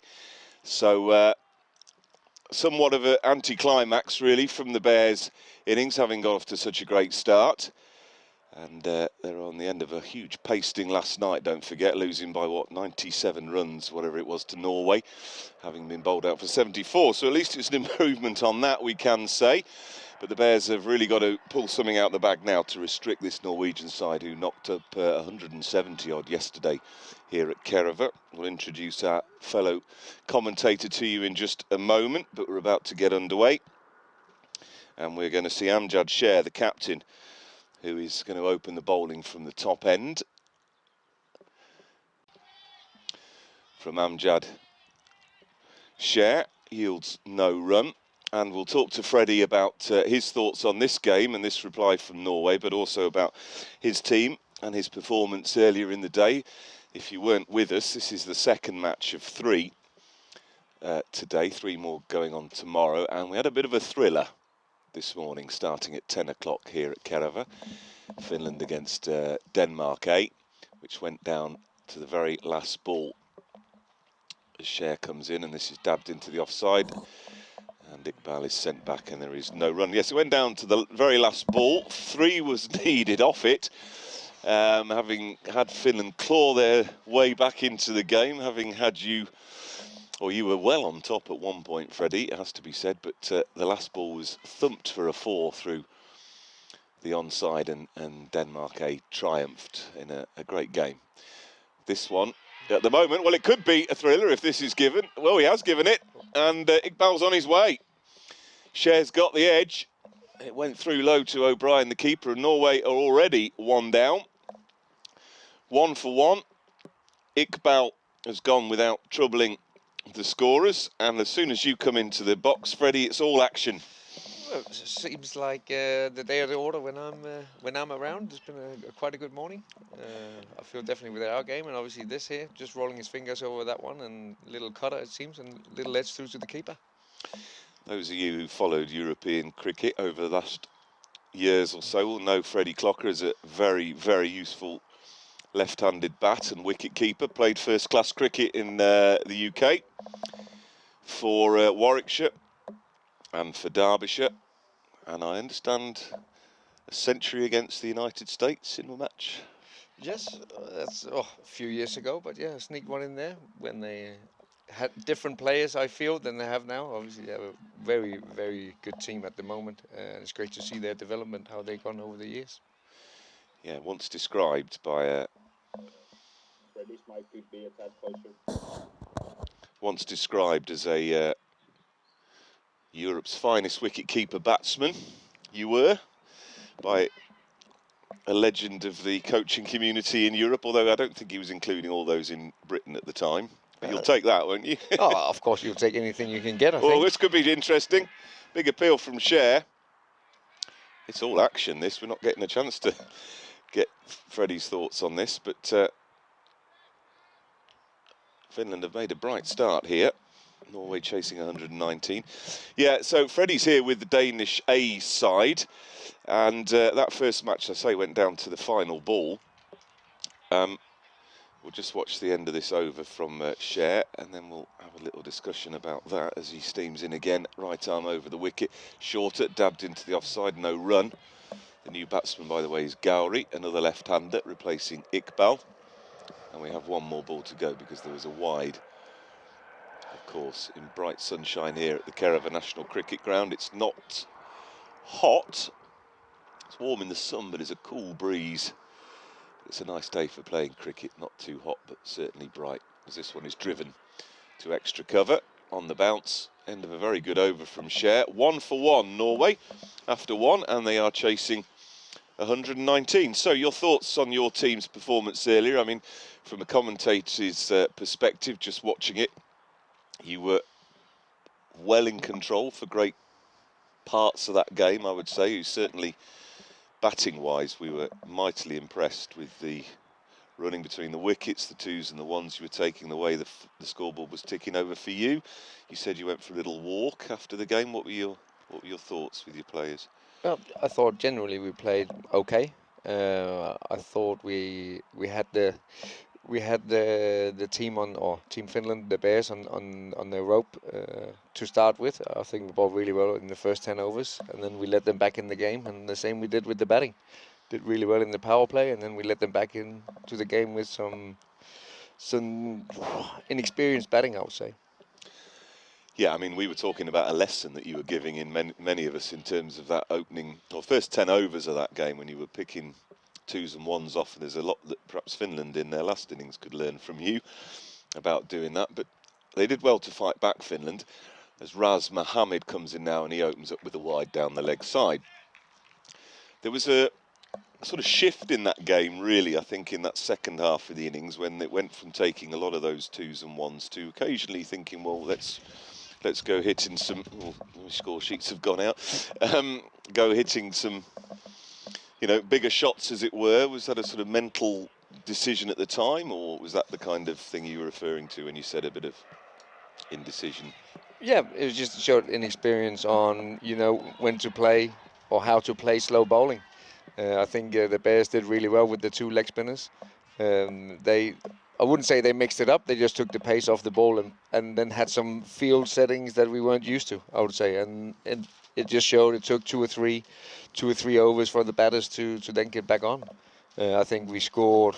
Did we get 12 or 13 runs in the 3 overs after the power play, and then got the Bears back into the game? And we lost a couple of wickets where, again, at crucial times, as you do in a chase.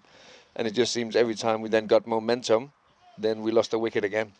And it showed every time we just rotated the strike and waited for the bad ball or took a calculated risk, then we got back on top and put the pressure back on the Bears.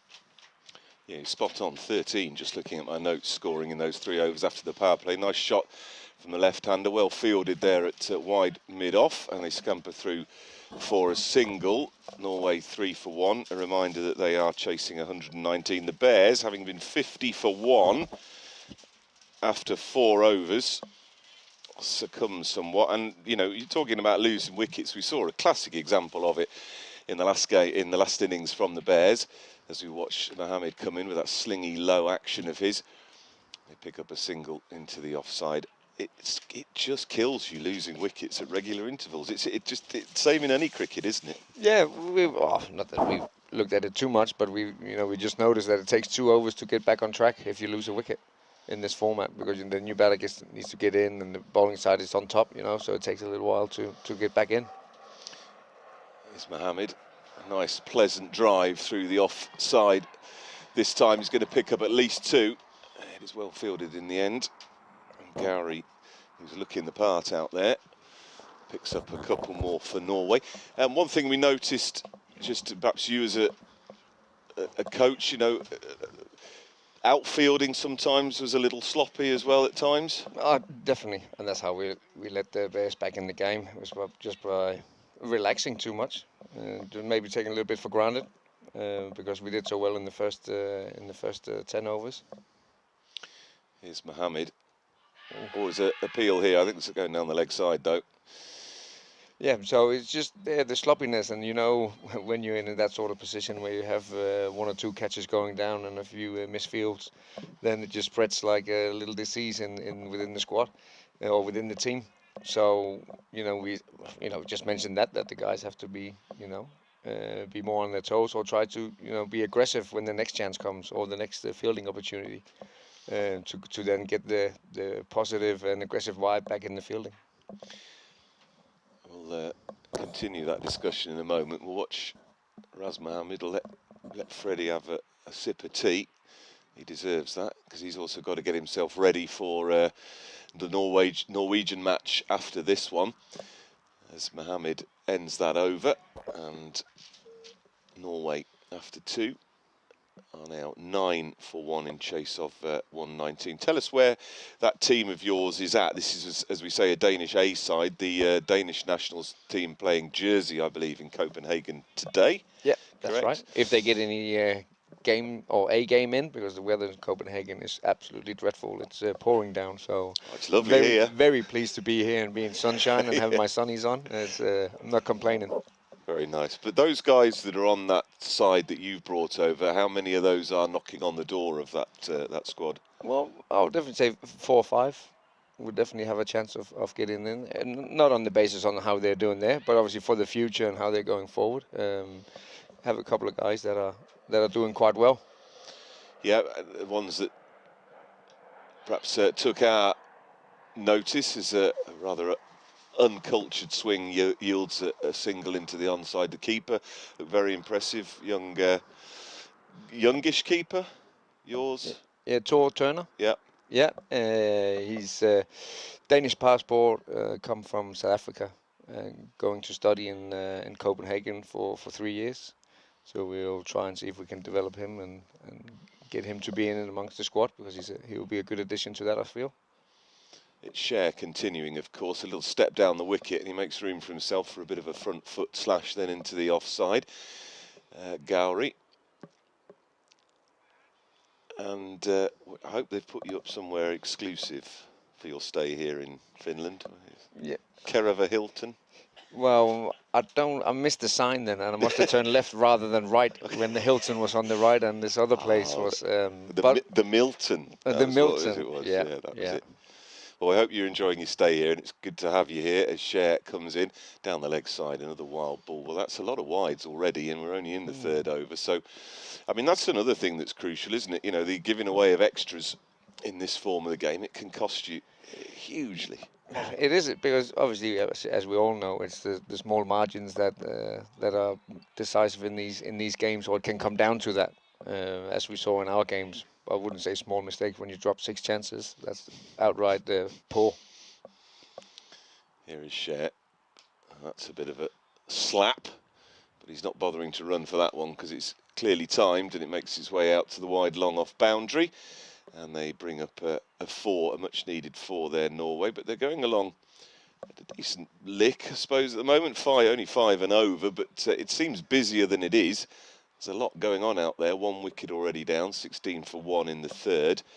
And Finland, as we say, got off to an absolute flyer in their innings, but they lost momentum as they went. And we'll just watch Cher come in again. Dabbed into the offside, and they're going to take a quick single. Good running between the wickets again, which is so crucial. It's that momentum that you can keep the scoreboard ticking over no matter what, and it's awareness of the whole big picture, isn't it? That's what we try and talk a lot about. And that's where I feel in our game, where I think the Bears were 20 odd, after 6 overs, and I think they also hit 2 or 3 boundaries, where we also only hit 3 boundaries, but we ran really well. Yeah, we were mightily impressed by that, and I've spoken to people around the ground that saw that innings as well. And it was just this, somebody that's been coaching juniors recently, you drum into them about running the first quick every single time, no matter what, just in case something happens, you can get a 2. Yeah, but also just in here, if you see the guy, you're putting pressure on the guys in the circle, they'll come closer, and then it'll be easier to hit it through the field as well. I'm talking to Nathan Collins after, which is interesting, as that's a nice little backward cut for a single. Talking to Nathan Collins, somebody you'll know, of course, playing his final game for the Finnish Bears today. He got the sense a lot of the debutants in that Finnish Bears side, guys that perhaps, you know what it's like, you're fielding in the inner ring, you get a bit nervous, so you tend to stay on the ring a bit, and that, of course, gives you plenty of opportunity for the batters to pick up singles. 18 for 1 after 3. So, from some of your guys, and certainly from some of the Finnish guys, that's a mental aspect, isn't it, I suppose? Oh, it's just being switched on, but also, as you say, if there's a lot of debutants, they're quite unsure of where to go, be aggressive. And as you say, when you are, when you don't have the confidence and not know really where the role is of you as a fielder, you tend to go a little bit back. And maybe you could see that there was a little bit more urgency about our first 6 overs with the ball and the bat. Yep, that's certainly true. Here's Mohammed again. Gowdry's a very elegant player, pushing that up to mid-off for a single. Look like you and your pomp, that left-hander. Oh, sorry, and me and my pomp as a left-hander. Yeah, but I wouldn't say I was more square. The wicket didn't really hit it that straight that often, but he looks a very fine player. Nice straight bat, and looks like nice bat swing, which is good to see. A little word for Nathan Collins. You must have seen him over the years. Yeah, played against him a few times. Obviously, I've been to Copenhagen, played him there. Here's Mohammed in, shorter this time, and helped on its way around the corner. That should make its way to the boundary. Nice shot. And just straying in line and length there, Raz Mohammed. And Norway help themselves to another boundary. Final game for him, that's why we're talking about him. He's decided now to hang it up, hang up the boots. Yeah, very fine player. Could be very destructive in this day when we played the 3 games down in Copenhagen. Definitely seen him down in Spain as well in the T10. He could definitely hit a clean ball. The longer he batted, for sure, the more dangerous the Finnish player was. And I think, just on that point, it's also worth saying, as Raz Mohammed comes in a fuller delivery this time, but they're going to get another single from this. Talking about being switched on in the field, he was one of those I always thought was exactly that. Yeah, I wouldn't say he was the quickest, but he read the game really well. Reading the batter, and just so you can make up for that if you're not the quickest guy. But again, reading the batter and where you are and anticipating those first 2 steps is a massive thing when you're in the circle. It is. Well, we wish him all the very best, and he's got new adventures to come here in Finland, but I'm sure he'll be in and around Finnish cricket for some time to come, despite hanging up his boots as an international player. We were just talking earlier that he managed to break the 1,000 run barrier for his well done since 2016 in not 34 games, I think.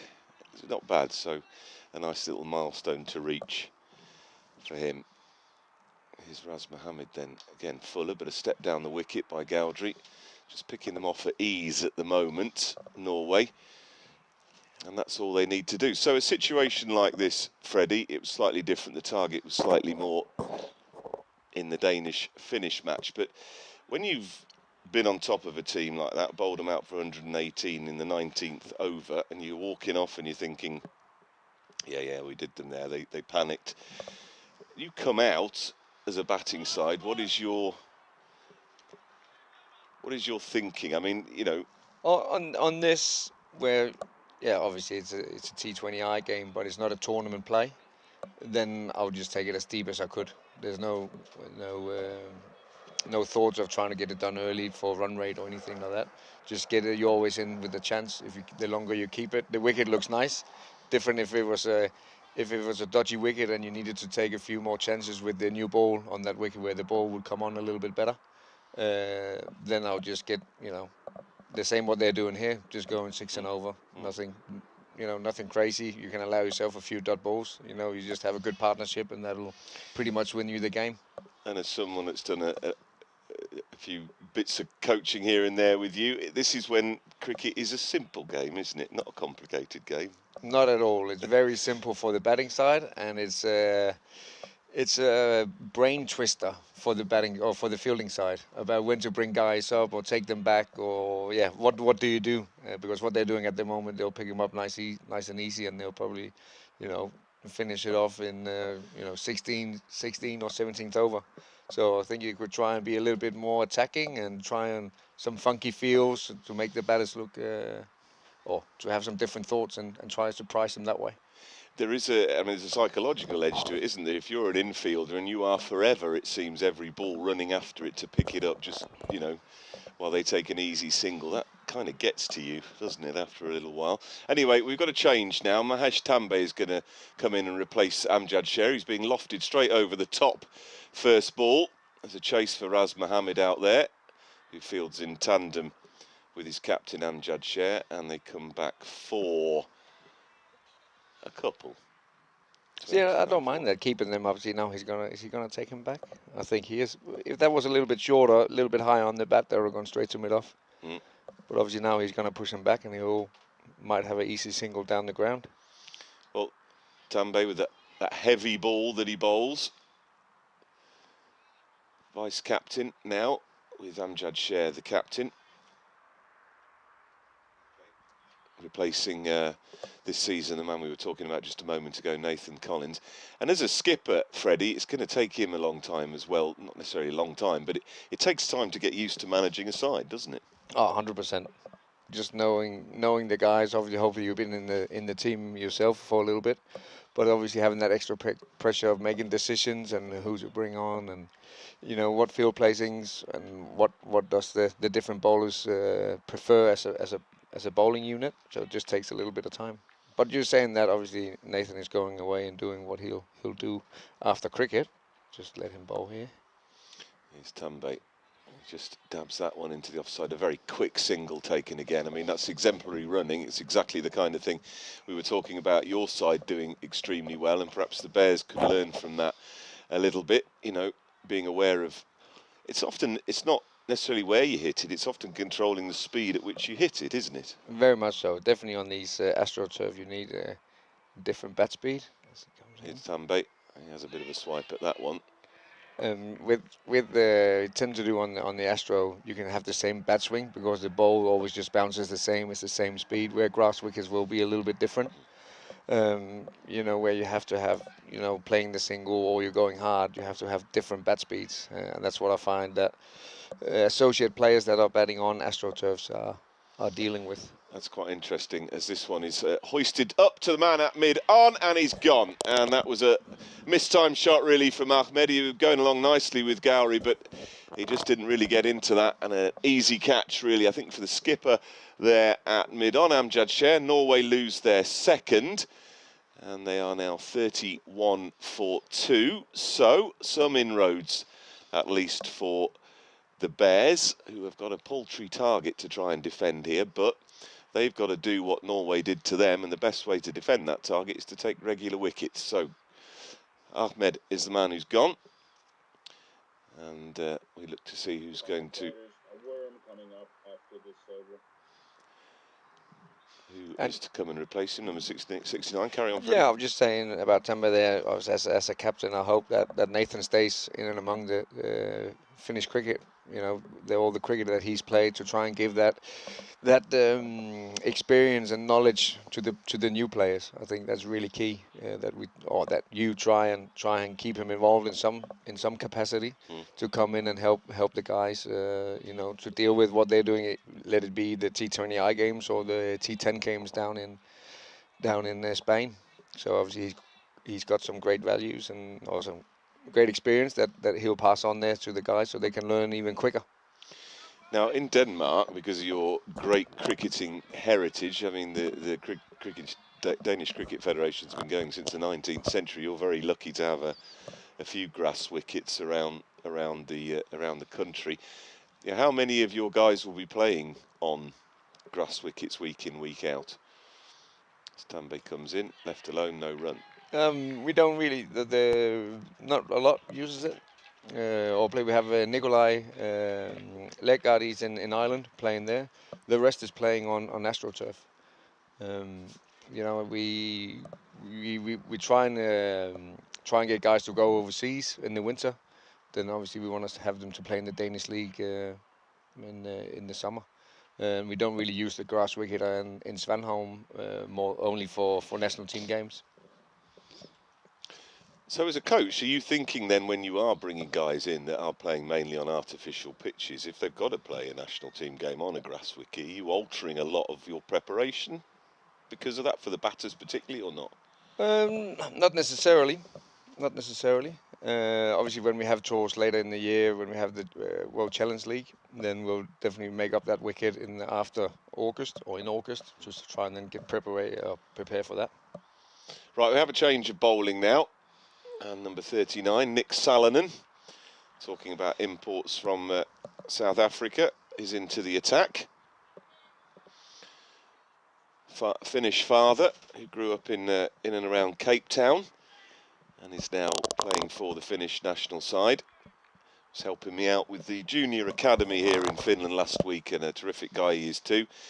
Really knowledgeable about the game.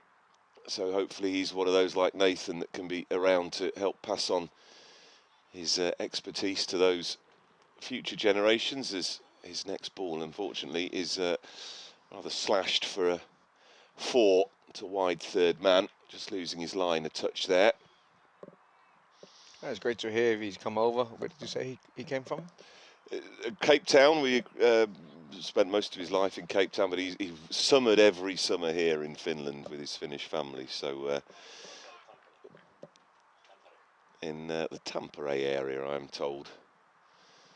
And top guy he is too. Here he is, and he's being hoisted this time. That's going to go many miles. Gone miles in the air. There's a man running back to it, but he's going to get it before it reaches the boundary, but not quick enough to prevent them taking a 2. Gowrie opening up his shoulders a little bit more there. Well, it's great to hear that he's coming from there and obviously stayed here for a while, that he's keen into passing on his knowledge on to younger players and new generations. Here he is. Oh, and he beats Gowrie that time. It's very difficult for us to see from our position here, but he does swing the ball. But in bright sunshine like today, it's probably not the ideal conditions. Pretty breezy as well out there. As he turns and runs into Gowrie again. And this one is lofted but mistimed. It's off the outside edge. There's a chance for a running back catch. It would have been spectacular had he taken it. In the end, it's spilt. And another chance goes begging. Very tough one indeed. It's a good effort. Going over his shoulders never easy with the guy coming in as well. Needed communication, as you saw in our game. A couple of guys, you know, messing up that opportunity where the guy from the deep should have come in and taken it. Where it's just about communication. Yep, communication and just.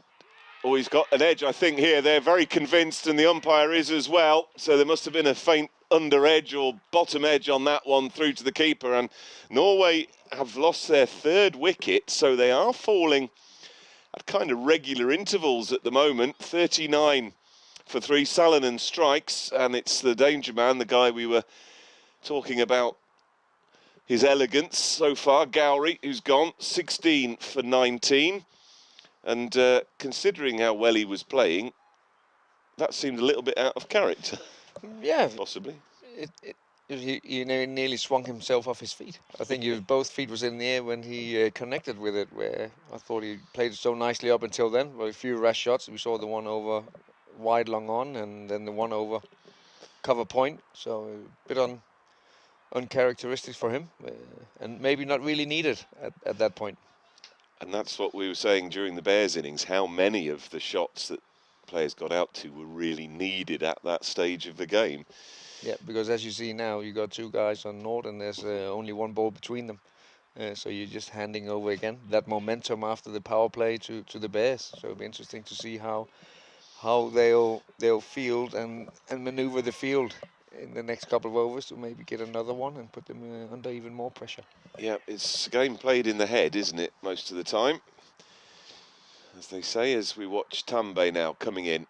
A shorter delivery, that one is pulled nicely and it's going to make the boundary after a bounce. That was a really sit up and help yourself ball, really. And the new batter, who's Kruger, big strong lad. He didn't need second invitation there.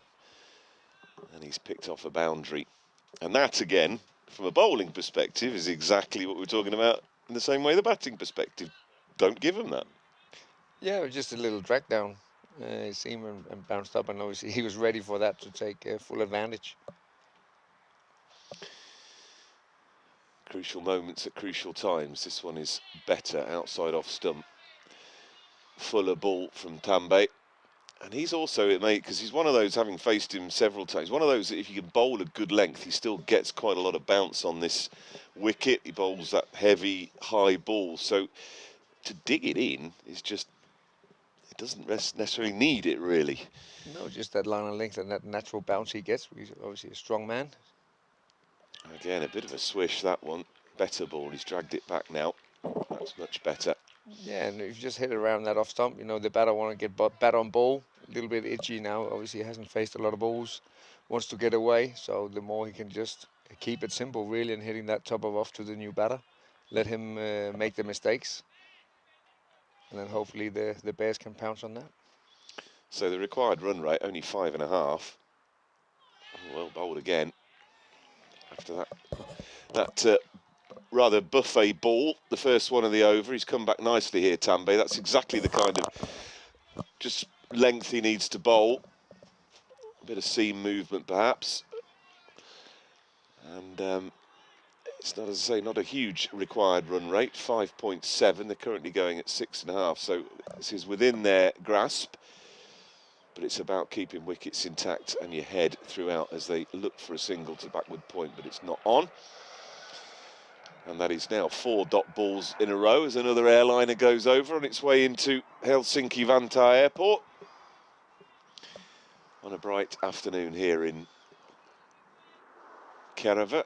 And alongside me, Freddie Clocker, just to remind you, team manager, coach of the Danish A squad that are here in this triangular Nordic Cup tournament. It just seems that he's going a little bit too hard at the ball. Instead of trying to get bat on ball, obviously the first one set up nicely for him. Just requiring some strong shots. We got the deep cover fielder out there that maybe, you know, trying to rotate a little bit more instead of like trying to swing, you know, 100% every time he's facing up a ball. Just getting into good shape would see him maybe benefit more and get that early confidence that is needed when you're new to the crease.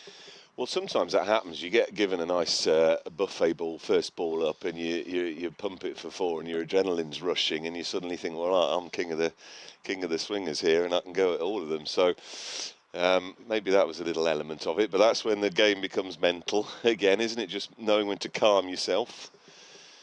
Perhaps Salinen's going to continue, 43 for 3. After 7, just by comparison, the Bears after 7 were 65, but for 4 wickets. So there's not an awful lot in it in terms of wickets. The Bears were well ahead, but they had that terrific start, where this is a little more measured now from Norway as Salinen is bowling, and it's just defended into the onside by Khan, who had just faced his first delivery. Yeah, I like this fielding. I just saw that the mid-wicket is coming a little bit closer and the cover fielders come in now, that he's obviously he's got deep cover out there as well. We thought earlier they just took those singles a little bit too easily. Yeah. So it's nice to see that, you know, a bit of urgency more in the field, and the Bears maybe sensing something magical going to happen. Well, that little short extra position I'm a big fan of. I just think it's a nice psychological position sometimes to get in the batter's head. Definitely when you're new to the crease and you are a little bit edgy, and that when the guy's there, one can pop up, or you're going a little bit too hard at it because you want to beat him and you get a nick off to the keeper. So I definitely agree with you. It's a good position to have, definitely with the sort of the scenario that is in play at the moment. And if you've got a player who likes talking as well, that often can help. Tambe's not that type, I hasten to add. Very quiet gentleman he is. So I doubt there's any chatter going on out there, from him at least, as Salinen is in. Well, I would say that's what I expect from a Finnish person in general, wouldn't it be, Richard? Of course. Isn't that what you experience? Very calm, polite, calm.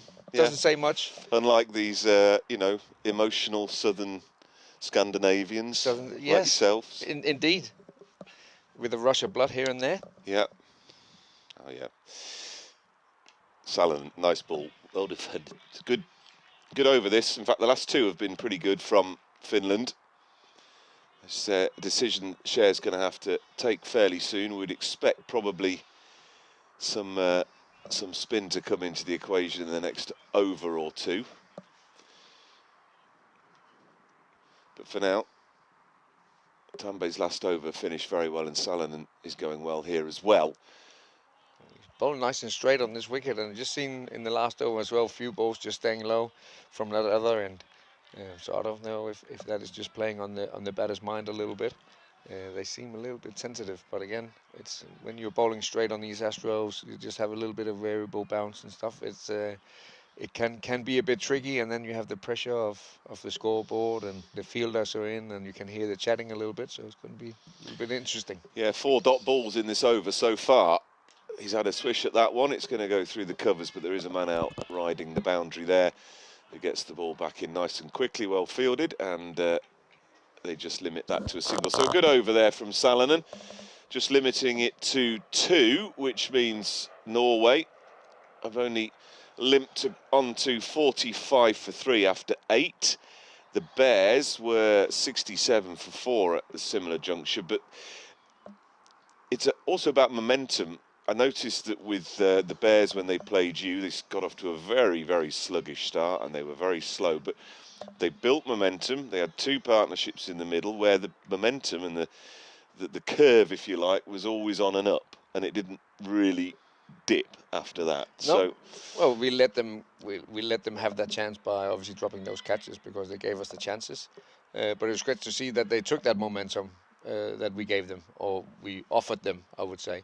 And I think they scored 102 in the last 10, which was great to see, and they didn't hold back. Obviously, they had to after the start they got. So just imagine that momentum in the last 10. Well, we use that word a lot, momentum, don't we? But, I mean, it's quite hard to pin down. So, I suppose you've got to look. That's where the big picture thinking comes in. Whether are you a team on an up or a down at a certain stage? Right, we have got some tweak into the attack. We've got Arjunan now, who's come from the top end. He's replacing Tambe, and it starts with a dot ball.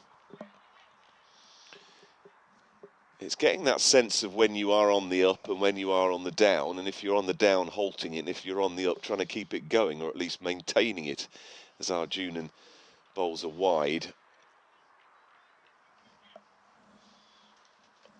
Although I guess one of these things, you can overthink it as well. That's half the problem. As he pushes into the offside for an easy single. So you are watching this game with interest because you are going to be playing the Norwegians next. Will you be putting out the same 11 that played against Finland, do you think? No, we'll chop and change. How many did you bring, by the way, as a we squad? got 14. 14. 14. 13 players and then a player coach in Brian Chari from Svanholm, or from Zimbabwe, and then is the coach at Svanholm Cricket Club in Copenhagen. He's my assistant on this tour and a player as well. Watch Arjunan now. Has cut into the offside, but straight to the field and no run. And he won't play the next game. He'll play a couple of games tomorrow. So it'll be interesting to see him, and obviously for the younger guys to learn of what he's doing and how he's preparing and his routines, and obviously a very good fielder, keeper, batter. Here's Arjuna now, giving that a little bit more air, and he's impeded by the non-striker trying to field that, but he does well in the end. I should tell our Finnish listeners and those in Finland that you should be very proud of Freddie Clocker, because I remember him coming here last year, I think it was, for a coaching course here, an ICC coaching course held at Erikilä Sports Resort. Here in Finland, I think a couple of years ago. Tutors course, wasn't it? We did ICC tutors course. That's right. And as I say, for those listening in Finland, you can be proud of this man because he turned up on crutches, but and it was October. On crutches, he still went in the sauna and into the lake when the water temperature was 6 degrees. So big up for you. Thank you, Freddie, Richard, for doing that. I mean, that's important that our Finnish listeners know what we're dealing with here.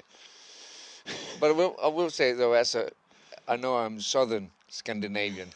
I do like my winter bathing in Denmark during the winter every weekend, and when I can get away with it. So it wasn't new to me. And you are farming stock, aren't you? I believe. So I am as well. So I do miss the sauna and what comes with that. Well, back on the farm, build yourself one. Exactly. So I have to go back and see how that goes down with the family. But I think I need to have a freshwater lake as well close by. I think that would be the way to go, because it's very impressive up in Erikilä, what they have up there and the whole setup. Facilities. Yeah, absolutely great couple of days with the ICC hosting that tutor course for Europe, so we can expand the game that we love and getting some new experiences. Yeah, terrific few days it was up at Erikilä, and it was great to meet Freddie and many other tutors from associate cricket around Finland. We've got a change now. We've got Butt coming on for his first over, so he's going to send down a little slow stuff now. 50 for 3, 50 is up, so we are just shy of the halfway point, and they're probably halfway to their target at the moment as well, Norway. So this could be an interesting one if Finland can keep taking wickets and prevent these two from building too big a partnership. As Butt is in now, and the first ball is defended. I should say that on that weekend I provided the Finnish council water for the sauna and the to get the courage up to go into the lake. It perhaps shouldn't. It was council water, what we call council water. Council water. Yeah, you know, it's the kind of water that comes out of a Finnish tap. Yeah. I like it. But if you know what I mean. yeah, I know exactly what you mean, and we did that. Yeah. I mean, well, yeah, it's not water. Let me put it that way. 2-dot balls then. This one's slightly dragged down a bit, and it's given him room to open up the offside. They should push for 2 easily here, as the ball is prevented from crossing the boundary. So a little release of pressure, but some good work on the boundary there.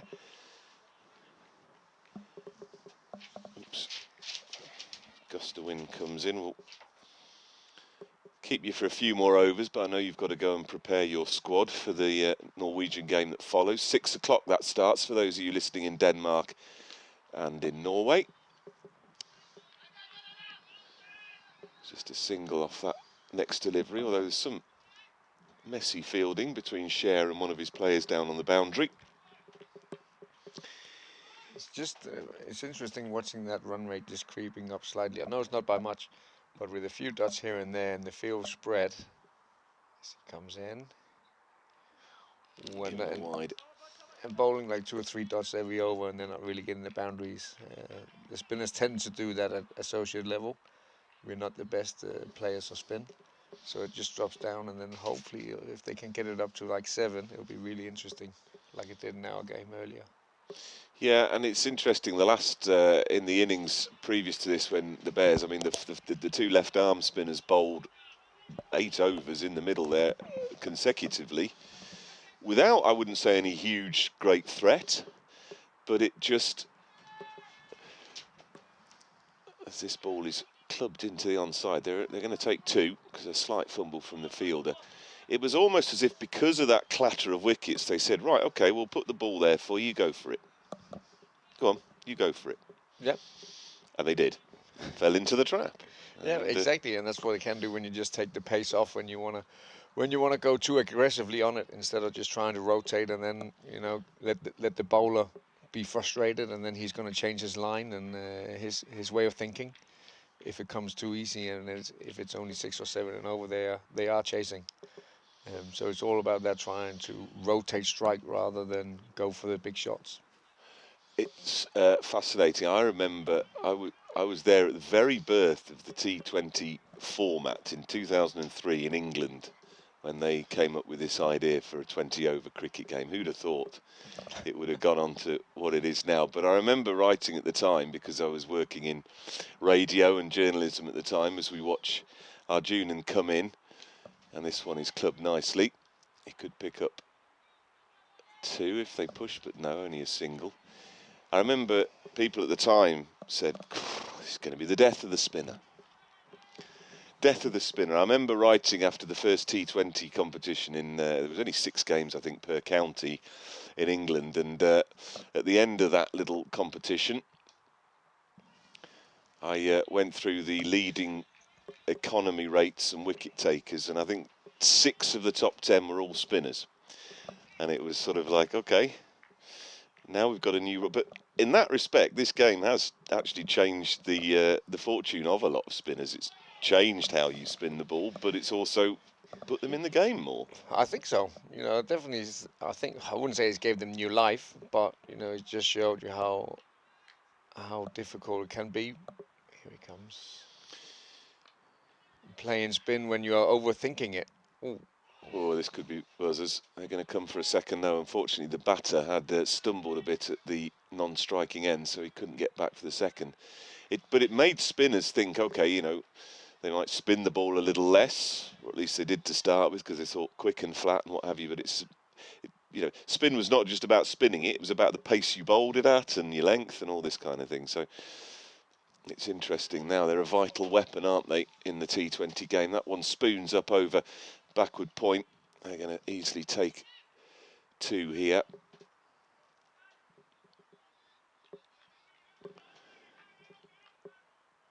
As Norway move into the 60s now, 61 for 3 in the 11th. They're chasing 119, a reminder, that's the target. And these two just starting to build a little partnership. It wasn't long ago that we were saying 2 new batters at the crease with a ball between them, both on 0, and now they've gone 29 balls each, and they're still there. So again, partnership's crucial, aren't they? Very much indeed. Here's Arjun, and that's quicker and flatter and probably wide, yeah. Definitely, you know, obviously we all know if it's a big or small partnership. Definitely these little small ones where it can get a bit nervy and you can't really just play with the freedom that you have. Let's say if you get 180 and you have to go for it. Where here, you know, where you tend to then you can go much harder at it, and you can again lose a couple of wickets. And these guys have done really well by consolidating a little bit, playing, you know, hitting more down the ground. Obviously they're taking a few chances, but they're stuck at it and still there, and gradually, slowly, they're getting closer. But obviously the run rate isn't going up too far, so they're doing all right.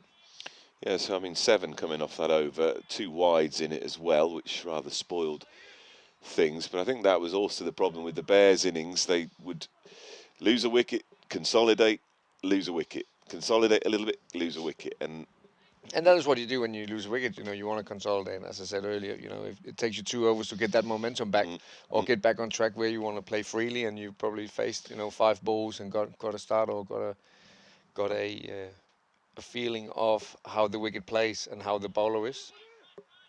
I mean that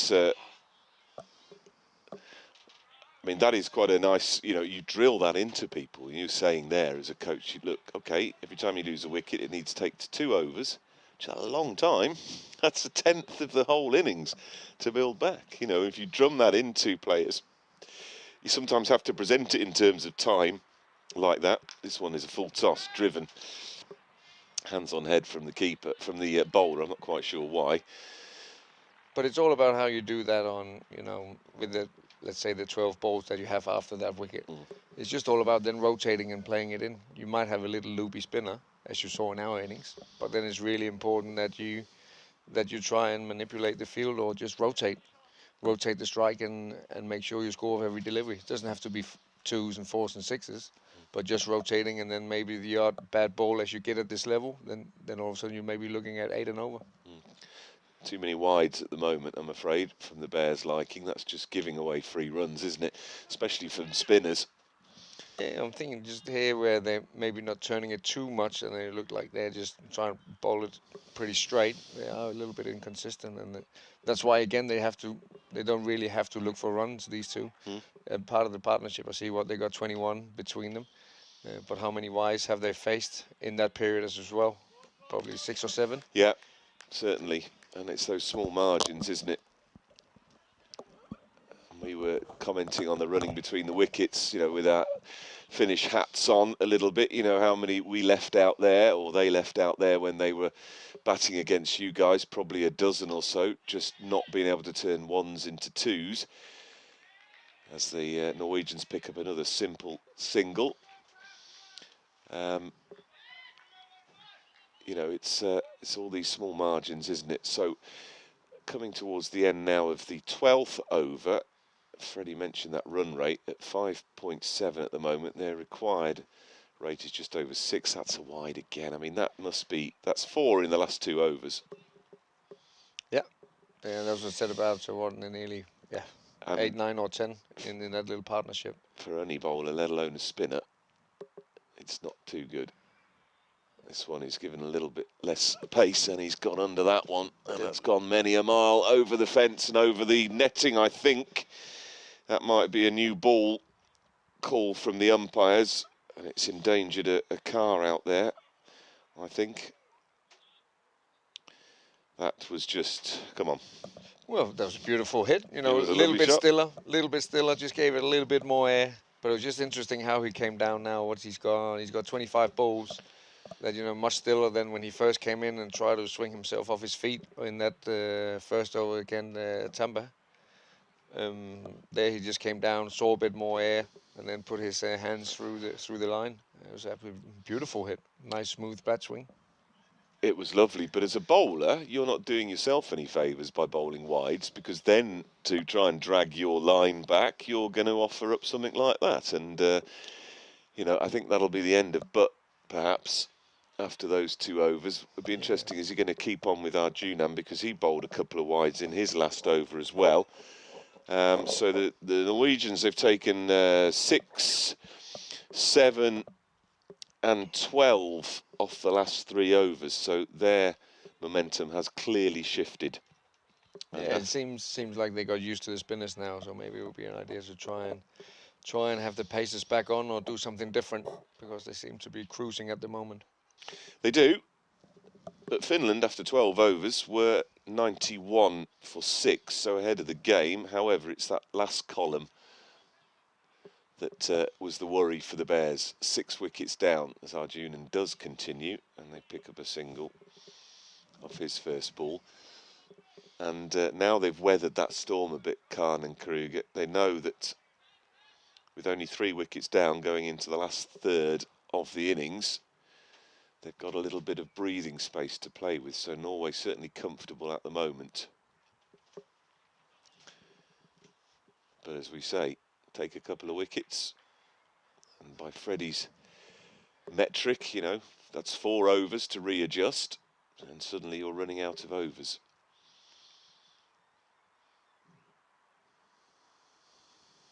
Here's Arjunan then. Could be another wide, is it not? No, gets away with it. Get away with that one. Didn't have a look at the screen on that, but looked like it could have been pretty close, the way the keeper was taking it. Yeah, I can't quite make out the blue wide lines on there. He's gone over the top with this one now. Could interest the fielder. A diving attempt, spills it, but he's prevented the 6, and luckily the long-off fielder is there to help him. And they scamper 2. So what the field position here, we have a deep, what is that, deep extra cover, and we have a guy straight behind the bat or the bowler's head. It's tricky because of our angle, aren't we? But yeah, he does look really straight. And so he's just helped himself onto the onside. 1 bounce into the covers for 4, so he's picking his spot. And at the moment, things are looking easy for Norway because Kruger is getting into his stride somewhat. He's now 28 off 28, so his strike rate's gone up. And Norway edging towards this target of 119. And the little worm you might see on the screen has come up, which shows you that Norway are getting closer to that finish worm, 82 for 3. By the way, I need correction if you were listening to us earlier that we were talking about the dramatic incident we had of a mouse streaking across the pitch. I'm told it was a mole. So apologies for giving you false wildlife information there, as this one is dragged down, just really guided behind square on the offside for an easy 2. That was not a particularly good ball. So, nice looking shot, just guided and didn't hit it too hard. It looks like a fine player. Yeah. Yeah, he was a bit anxious maybe at the start, got off to a flyer with that 4, but now he's eased himself in. He's got his strike rate up above 100. And he's got good technique and a strong lad as he pushes into the offside for another single. It was definitely a fair hit, that 6 he hit, and he looks a strong lad, so it'll be interesting to see how he plays with a bit more pace on, if he's still as destructive as he's shown bits of here, or glimpse of as he's been batting. So it looks like a fine player. You're making notes? A little bit here and there. So it's nice to have a look at from this angle and chatting with you, of course. But you know, definitely the other guys as well. Rasa, the captain, we played against him a couple of times. We know a little bit about him, but the other opener there looked good players. 85 for 3 then. Kruger's on 31, Khan on 8. very much the secondary partner at the moment. But Kruger still has the strike, and he's going to face a little bit more pace now. So the spinners have done the job, but certainly came off after a couple of disappointing overs with quite a number of wides bowled, and Captain Scherer's turned to Raz Mohammed. It'll be a different prospect, very skiddy, low action. And he just taps that into the onside nicely with good timing for a single. Very difficult bowler to pick up, I find this. He's got no gather at all. No, he just comes out. Imagine if he was Nowhere. a little bit quicker, he would really rush you as a batter, because he comes in and then that little round arm action that he's got. Well, having played club cricket with him and Tambay, I can tell you, with having them at either end is quite tough, because you've got one who bowls a heavy ball which bounces off a length, and then this one who just skids through. So the pair of them in tandem are quite a handful on their day, but Norway at the moment are dealing with everything that's thrown at them for now. This is a very useful partnership. They're on 86. They came together when it was 39, so they've put on over or close to 50 now. And this could be the match-winning partnership for Norway. As Kruger opens his shoulders again to get them off the Australian Nelson, the unlucky 87, 13 short of 100. That takes them to 88. Getting closer to that target of 119 now. Don't forget the Bears bowled out for 118 in the 19th over, so not using all 20. That's a delightfully timed shot. They could turn for 2 here if they're quick. They're going to push for it. This will test him. The throw's a little wide from Scher. Good running, terrific running. And Kruger gets a little clap on the bat from his partner.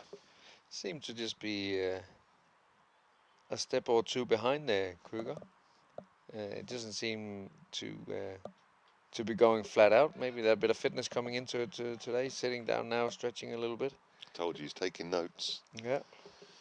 Get him into the 30s and he starts to flag. That'll be it. Is Mohammed. Get him in there quickly. Yeah. Let him off and then. You don't want to let him get into the 30s. It's that beautifully timed clip, really, there. It's a big, long chase for the fielder who's out on the onside boundary, Salonen. He had to go probably 30 metres, I think, to his right there. And it's easy at the moment for Norway, 92 for 3. The required rate now down below 5. This could make it 2 out of 2 for Norway, having thumped Finland last night in the opening game. However, Finland have saved a little bit more face than they did last night, but at the moment they're well behind as Raz Mohammed's 3rd over comes to an end, and Norway, after 14, are 92 for 3. After 14, the Bears were 103, but for 7. Well, this has been impressive, this partnership. Yeah, they were going nicely. You can see there on the worm as well. They took it nice and easy. Or not on the Manhattan. That, you know, they took it nice and easy to start off and gave themselves a chance. Obviously, there was the odd half a chance where they could have gone, but you know they played it quite nicely. Yeah, 53 or 48, as you can see from the graphic. That's a great partnership, and it's come seemingly quite quickly, because there was a point when these two were together, as Freddie mentioned at the time. They were both on 0 when they came together, and they've done very well indeed. Certainly, Kruger has been the dominant partner in this, but Khan has played his part as well, helping to rotate the strike. And it's Norway's to lose at the moment as we enter the 15th. We'll let you get off in a moment, Freddie, to go and prepare your team to take on Kruger and co. Yeah, it'll be interesting to see if he finishes off in the next couple. He looks like a player who can do that if fitness is. He's spied a weak link, hasn't he? He pushes that into the offside and sets off for a quick single. well, I wouldn't say weakling. I think most of the players or around the associate, in where we are, I feel are dealing with that Yep. issue. Yep. Definitely they all obviously it's a hobby and it's what they do for fun. Hmm. So to have time to have a proper fitness regime or fitness routines and all that is different, or it's a challenge. I would It is. imagine everyone has their families and everything else going on, when they're not playing the cricket. So Yeah, it's a good point. Of course, these guys are all playing for the joy of it and for the love of it. There's no payment at this level for these guys representing their countries. so it's just about finding ways where you can get it in when it's done Mm. or when it's required.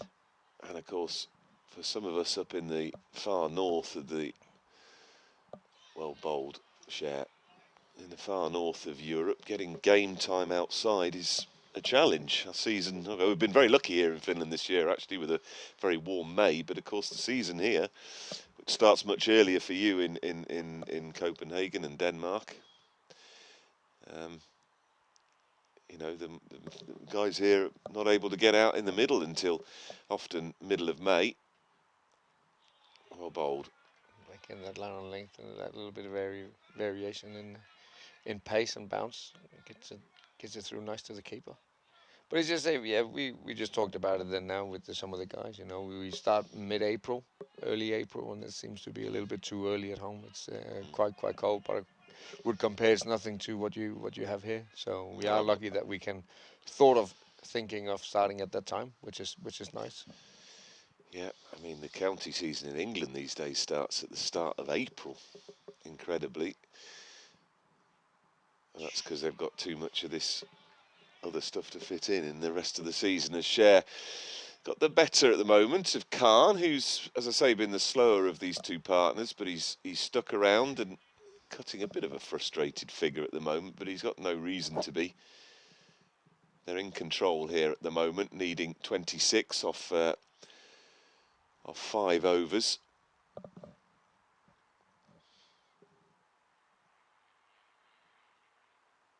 So Cher, who's bowled at 4 dots in a row here, try and finish this off. He won't mind a single, I wouldn't say, but they don't take it in the end because it's straight to the fielder, and that's a great over from Amjad Cher, the captain, whose 3 overs have gone for 11. He's picked up the solitary wicket, but Norway at the moment 93 for 3 after 15, and required rate of around 5.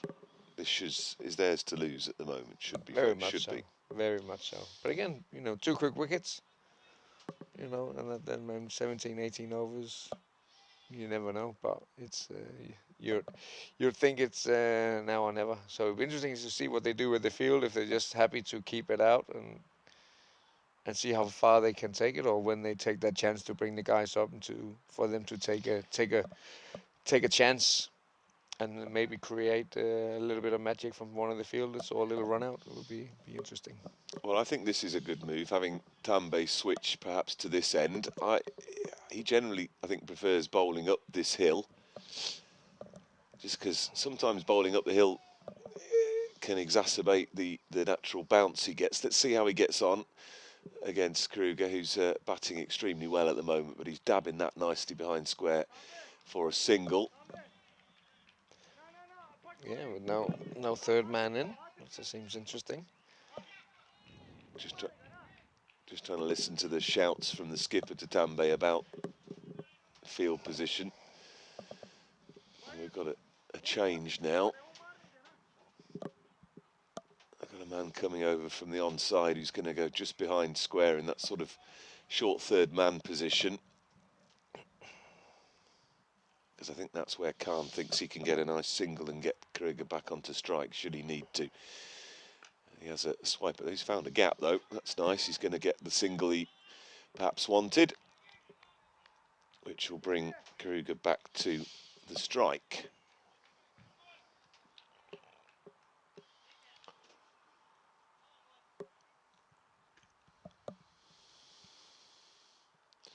Reminder, 6 o'clock the start time for the Norway-Denmark A match.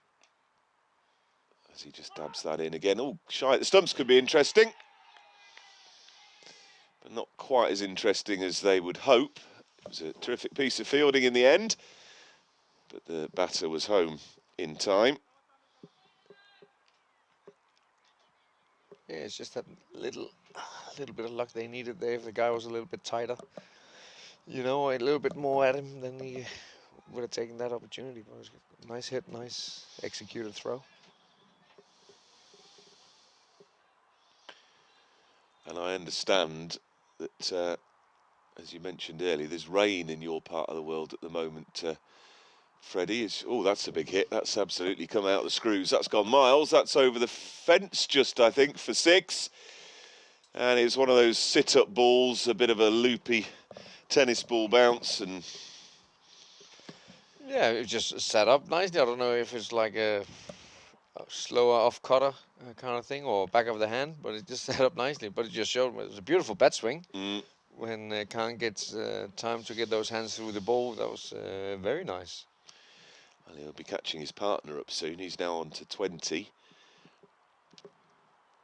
Off 24 as Tambe runs away from us. That's a fuller delivery and he's just clipping that off his legs. He should pick up 2 quite easily here. Salinen's the man chasing out there on the boundary. Good pick up and throw. Excellent fielding, in fact, from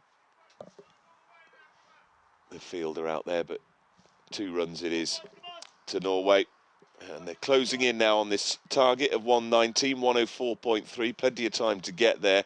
15 needed off just over 4 overs. As he has a little step down the wicket, Khan, he's got a bit more confidence now. And Tambe ends that over with a dot ball. But it was one that went for 11. So after 16 overs now, 104.43. And this just shows, doesn't it? I mean, they've gone now since the 6th over, 10 overs without losing a wicket. Just partnership in this small chase. That, you know, what was needed. I think they've done really sensible, and then now obviously the bat or the fielding side are trying different things, and the odd ball comes their way, the batting side's way, and they're putting them away nicely. You can see in the worm there as well, just shooting up and sideways. Yep, chasing closer to that target. Yeah, I mean, it is interesting because after 16, the Bears were still ahead in terms of runs, 108, but they were 8 down, and that's the killer. Couldn't allow them to put on that final blast, which would have got them over the line and fulfill their 20 overs. Oh, could be a mix-up here, but the throw is gone to the wrong end and is rather weak. And it's just a single in the end.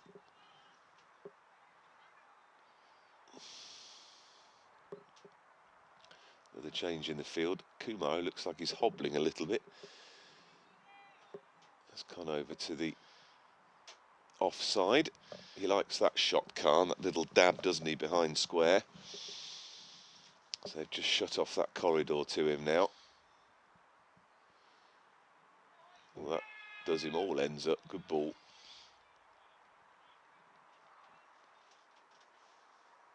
Share into his final over. It's not been a bad spell at all, really. 1 for 12 so far.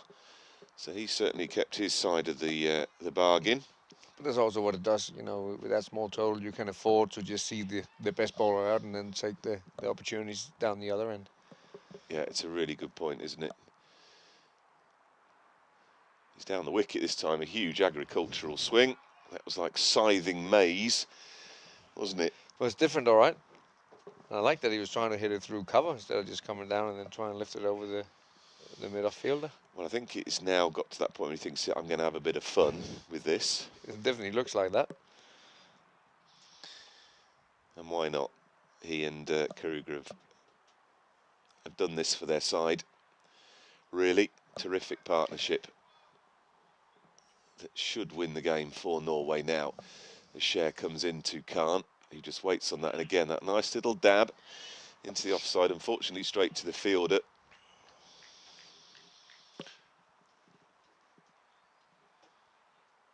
And it's watching players like that and getting used to those shots they play. They had that man that they moved him over there, but perhaps a little bit too late. And it's those kind of things that you need to do your homework on, isn't it? Yeah, just do it nice and. Or if you see him and it's his favorite part, then why not try and block it off? Oh, he's down on one knee and he's having a swing into the onside. Well fielded. They go through for a single. Very alert. Good stop by Raz Mohammed, but well run as well. Good awareness. And Share. Another bit of an odd shot. Yeah. From Khan. He's want to finish it in this over. He feels he's got a bit of licence now. But Karuga, who's on 37 off 36, is now facing Share's last ball of his spell. Oh, and he hits that straight back at the stumps. And it's one of those horrible moments as a bowling and fielding side where it hits the stumps and they get through for a single. That just drives you crazy. Anyway, Share ends up his 4 overs, 1 for 14. And 17 now gone, 107 for 3. And it's 12 off 3 overs needed. Share's been one of the better bowlers on the show today, I think. I liked him in our game as well. We definitely saw him as one of the guys who's more just canny, knowing when to bowl the slower ball, when to hit the wicket, and it's shown here today as well. Even though the batters may not have put pressure on him in his first 3 overs, I think he's bowled really well. Yeah, terrific bowler on his day. We were talking a little earlier on with Andy about his action, just trying to get him keep that momentum going through the crease, the work they've done on him in the winter to try and stop that sort of sideways movement as he delivers, which tends to take a little bit of pace off it sometimes, but he has done extremely well with bat and ball in this tournament so far. Terrific innings he played against you as well. Anyway, Salonen it is who's back in. Very gentle amble to the crease. There's a single taken to the onside, well picked up and fielded, but the batters are home safely. Commentators again after the match, captain interviews post-match in 10 minutes. We will hear from all the 2 captains of the 2 sides after this match, probably 5 or 10 minutes. So do stay around after the game's climax to listen to what they have to say about it. Terrific pick up and throw. He would have been gone with a direct hit. A long way out he would have been. You've heard the thoughts of Freddie Clocker, the team manager and coach for the Denmark A side. It's been terrific to have him with us. And you'll hear the thoughts of the Norwegian and Finnish captains after as well. And no doubt Freddie's captain, Danish captain, after his match is concluded later on this evening. As Khan clubs that into the onside for a single.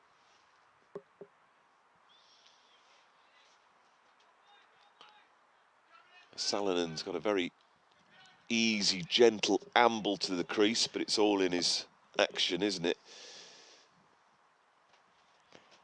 Yeah, he's a nice little jog in. We think maybe he could generate a little bit more pace from that. Well, that's lofted. That's coming our way, and it's going to cross the rope. No, it's not. It bounces just a couple of inches inside for 4, and a terrific piece of timing there from Karuga. Takes him into the 40s. That just shows the Khan, that it doesn't need to be agricultural and across the line and on one knee. Just hitting straight through the line with a nice straight bat also does it. I'm not quite sure what had happened to the long off, though. Which would have been right down his throat. I think he'd brought himself up, at the time. But with terrific innings, this is what... So they are 6 away, and he's 7 away from his half century. And I think we're going to get a new ball again.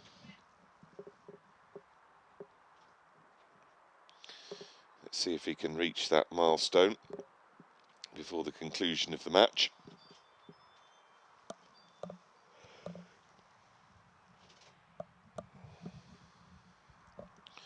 Plenty of sport going on around the world, of course, at the moment. The World T20's carrying on today. England with a must-win match against Namibia. Let's hope they can win that one, but they've got to win it by a big margin, haven't they, to keep their run rate high.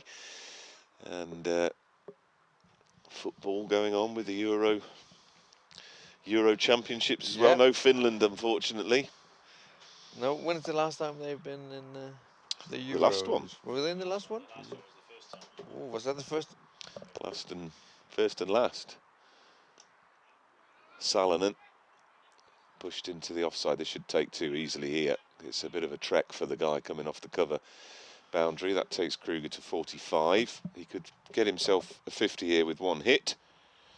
But anything as sweet as the straight six he hit a few balls ago will do it for him. It's a man of the match performance, this. I'm not sure there are awards for man of the match in this tournament, but they can't afford it, they tell us. He's on his toes, just checking that one into the onside, so he's not going to get there now. And he'll have to wait until the next over, because that's Salanen's over finished. Norway 115 for 3. They are just needing 4 more runs to win off 2 overs. You'll see the finale of this, Freddie, before you leave us. I think I'll stay the next over. Well, that's nothing to do with the biscuits that have been placed here, which I notice you've been remarkably controlled with. I'll take half when I leave. I know you will. Yeah.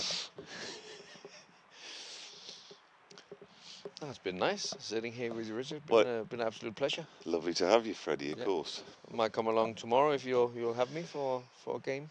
Well, I shan't be here tomorrow, unfortunately, but you can sit with Mr. Armitage and entertain him.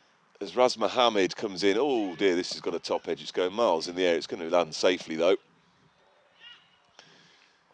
And handily, that's brought Kruger back onto strike. So now he could finish it and bring up a 50 with an almighty heave over the ropes. 3 more needed then.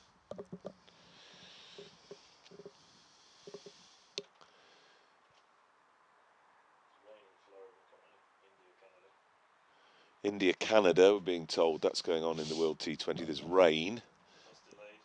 And toss delayed. Full toss. Well, he did his best there, Mohammed, to give him one that he could club for 6. Declines the run.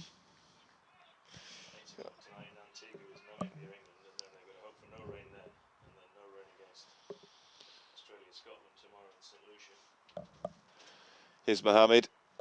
Can Kruger finish it? He just taps that into the onside and they'll pick a single. So I don't think he's going to get there now. But no matter, he's taken his team over the line, more or less now. 117 for 3. And just on one final subject, Danish cricket, you know, how strong they've been in the past. It's the Netherlands being one of the one of the European representatives at the World Cup. You know, for Denmark going forward, you dreams of ICC World Cups again? Oh, definitely. But then, you know, a few things needs to happen. Then obviously there's loads of good sides around, and we have to, you know, change the approach that we look at if we want to see any World Cup participation.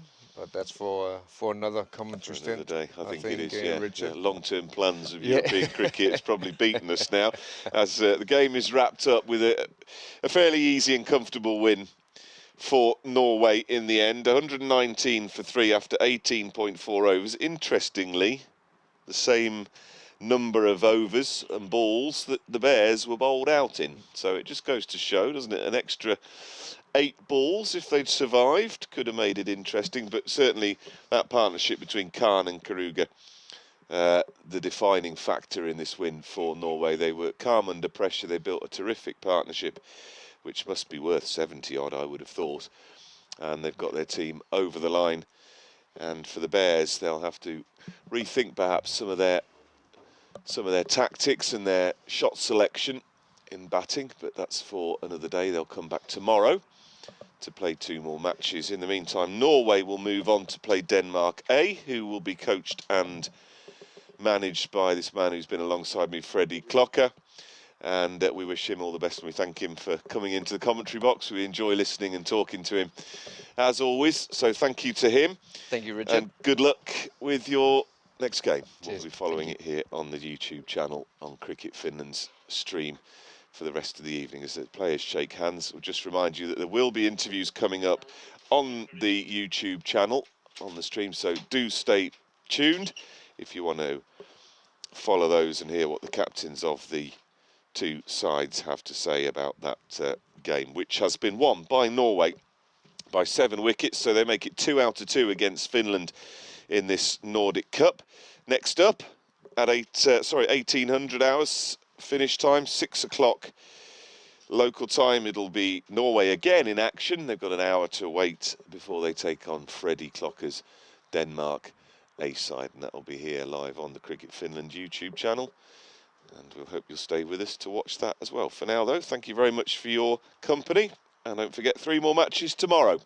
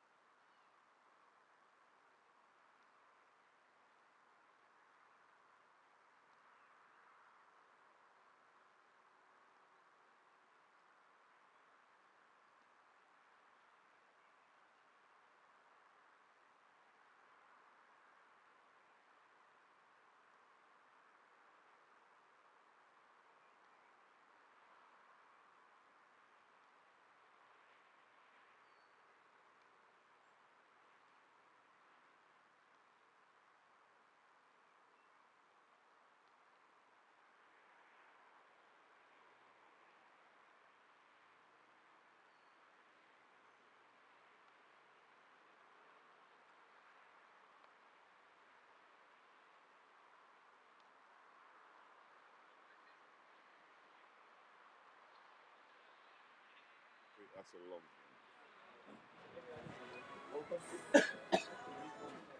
And you join us now for our little post-match ceremony interviews with a couple of the players from the game that we've just seen, Norway against Finland. And we'll start with the winning side appropriately, and Kamal Mushtaq. No official Man of the Match award, but we are signalling you out as the bowler of the game. Congratulations, well done. How did that go from your perspective? Thank you. The match was really in the start. Finland really dominated from the start, and it was difficult for me to come over that. And then because my point was just to target the right areas because I was going against the wind, and they started very well. Then I did finish with the right areas to bowl my on the right areas ball. So I got like a success for that, and it was in our favor. And after that, we continued very well, and we took very quick wickets. And one of the main batsmen got run out. That was very like a good in our favor. So that was very nice. So it was almost sort of a tale of three stages in the game. Yeah. Your pace bowlers up front took a little bit of a tap, and Finland got on the front foot very early. But those 8 consecutive overs from your spinners really sort of tied them down, didn't they? Yeah, after the 6 hours, our spinners, they dominate very well. They target the right areas, and they got wickets as well, and they contain the runs. That was our success to come back the match, and that's why Finland a little bit shuttled with that. So that's why we came back in the match and we contained them in 120 runs. So that was a nice position to be in a side when wickets are falling regularly. Yeah. And that makes your job a little bit easier when you have to come back later on in the day. Yeah, because we was going to chase the target, so that's why we have to give a total with the 6 to 7 with the per hour. So that's why that was our target. We have to come back. So that was we got successful. And just finally, yesterday, quite a thumping win for you guys. Before you went into that match, what was your thinking? Did you? Yeah. From yesterday match, we got a start very well with the batting, and they gave us very good total. That's why our bowling was very confident about that, because our strength is kind of a bowling. So that's why we was pretty sure about that we're gonna win for that. So because the total was 170, so that was very nice for us. I did say finally, but I must ask you about 2 of your batters there who came in at a very difficult time to build that partnership. When they came together, they were both on 0, and they put on a terrific partnership, which has won that game for you. Because about today's match, they have just a six per hour. So that's why there was not that pressure. So they just have to build the partnership, because we need just not 6 per hour. So that's why they just need to continue a little bit more longer to land the match. So that's why it's a little bit more easier for. But they just need to contain a little bit more longer batting. So that they did, and we got successful. Congratulations. We'll move to Amjad Sher, the Finnish Bears captain. The game earlier on today against Denmark was very, very close, and you put in some terrific performances there. You must have been very proud of your side in that game, but didn't quite go according to plan against Norway. Yeah, I think in T20, in the shorter formats, you win the patches. And I think the start of both innings, I think we won those. But it's those percentages, I think. But it's kind of newish side for us, and we're experimenting quite a lot of things, especially keeping in mind the World Cup qualifiers. So we are trying out a lot of combinations. And I think yesterday we learned a lot from that, and we came very hard.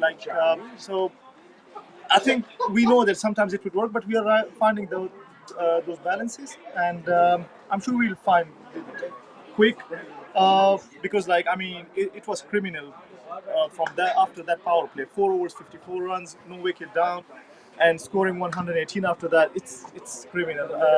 But again, those small moments you have to win.